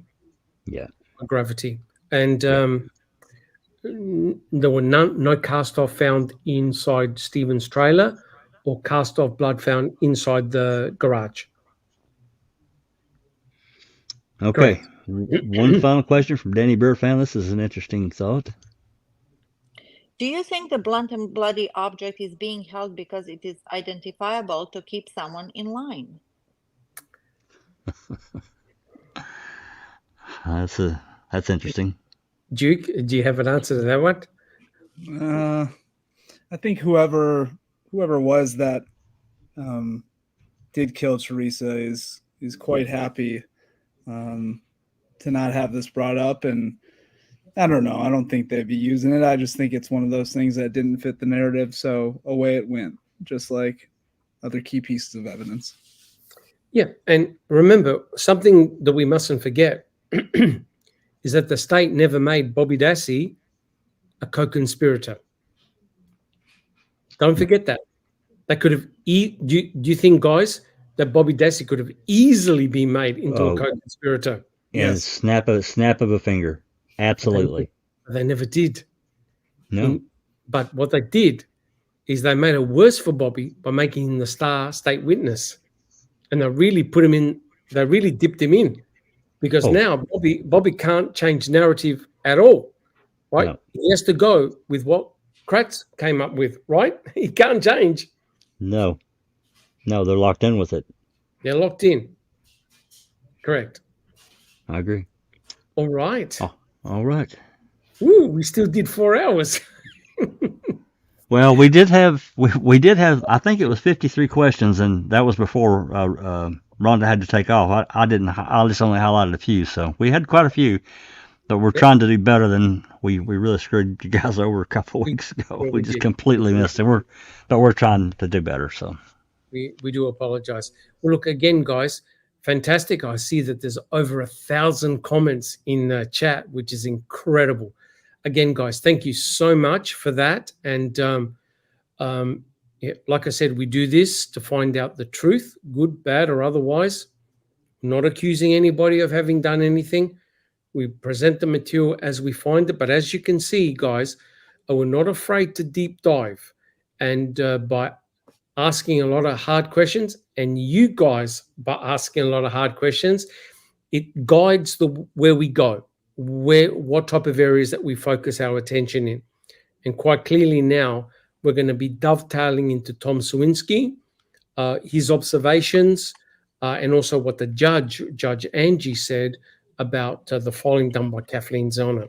Again, guys, please, if you've enjoyed what we've done, please subscribe, and also check to see whether you're still subscribed, because apparently YouTube can kick you off being subscribed. If you enjoy our podcast that we do, please put your thumbs up or DNA on the thumbs up button, and share our podcast, guys. On our YouTube channel, we've got over 3,000 videos for you to check out. We have a board, plus we have a very extensive library of material and a Discord channel. Yes, things are a little bit quiet at the moment, but understandable. So, guys, again, thank you so much. We'll quickly go down the panel. Tell us how you're coming along, and we'll take it from there. Jack 61. Yeah, thanks, Doc. I'm well, you can hear my cat in the background. Apparently, he's having a meowing fest. But other than this little cold, I'm doing pretty good. Just been kind of taking it easy the last couple of days because I haven't really felt that well. But looking forward to what the trimmed version of Kathleen's filing that she'll have here soon. And again, no open mic tomorrow. One day this upcoming week, where I'm going to jump back in. Hopefully, I can get our readers. Folks had other things to do, so I couldn't finish up Dvorak's deposition. But we're going to do that upcoming sometime during the week. Get that one done.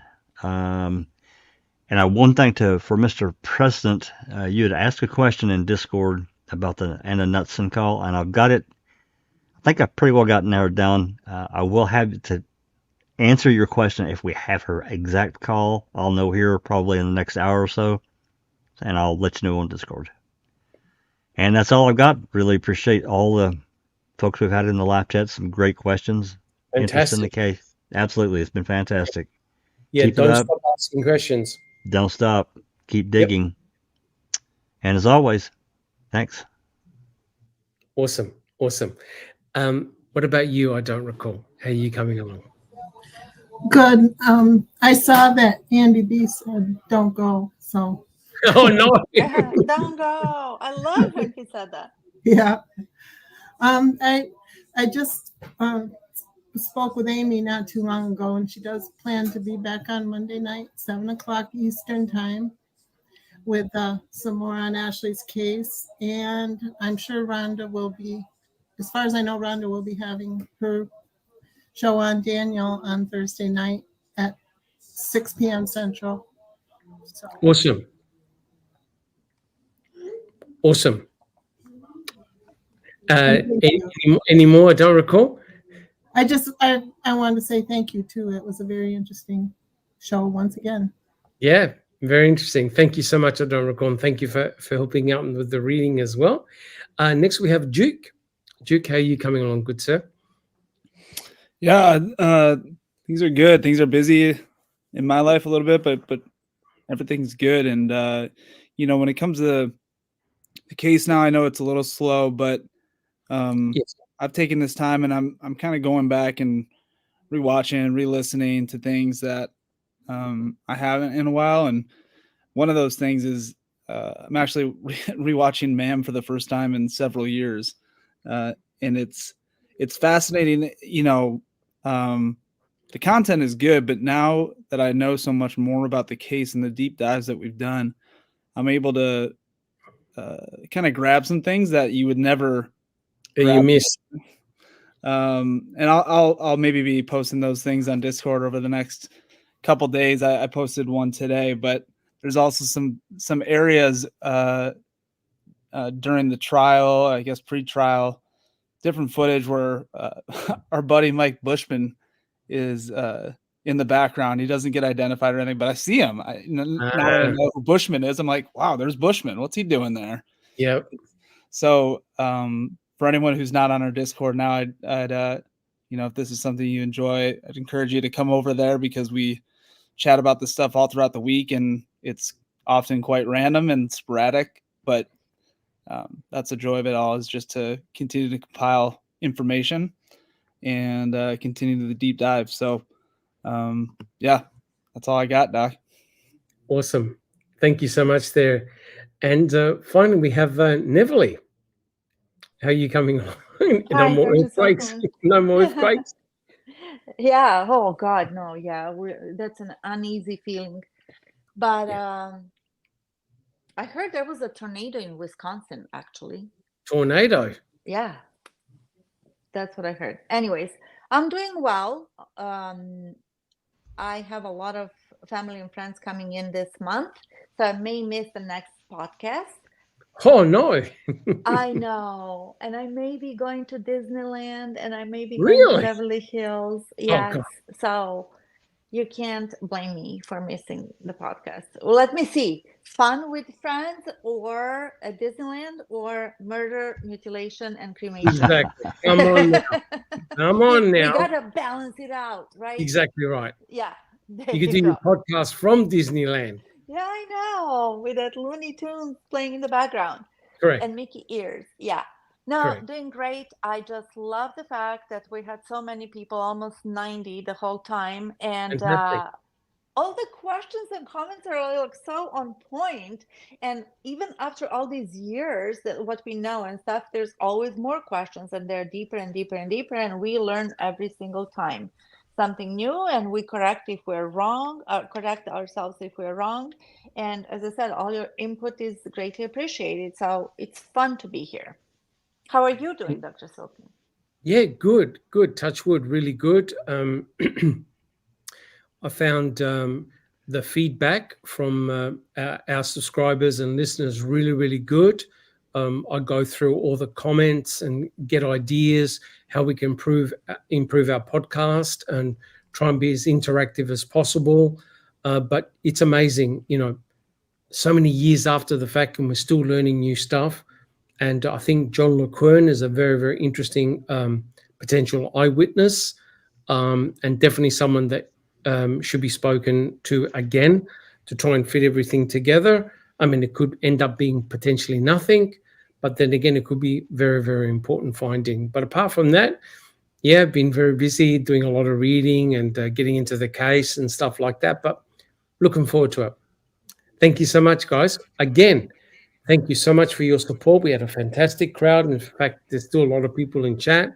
Keep those questions coming, and we'll see you very soon. Thank you. And welcome to all the newcomers. Yes. Welcome. Thank you so much.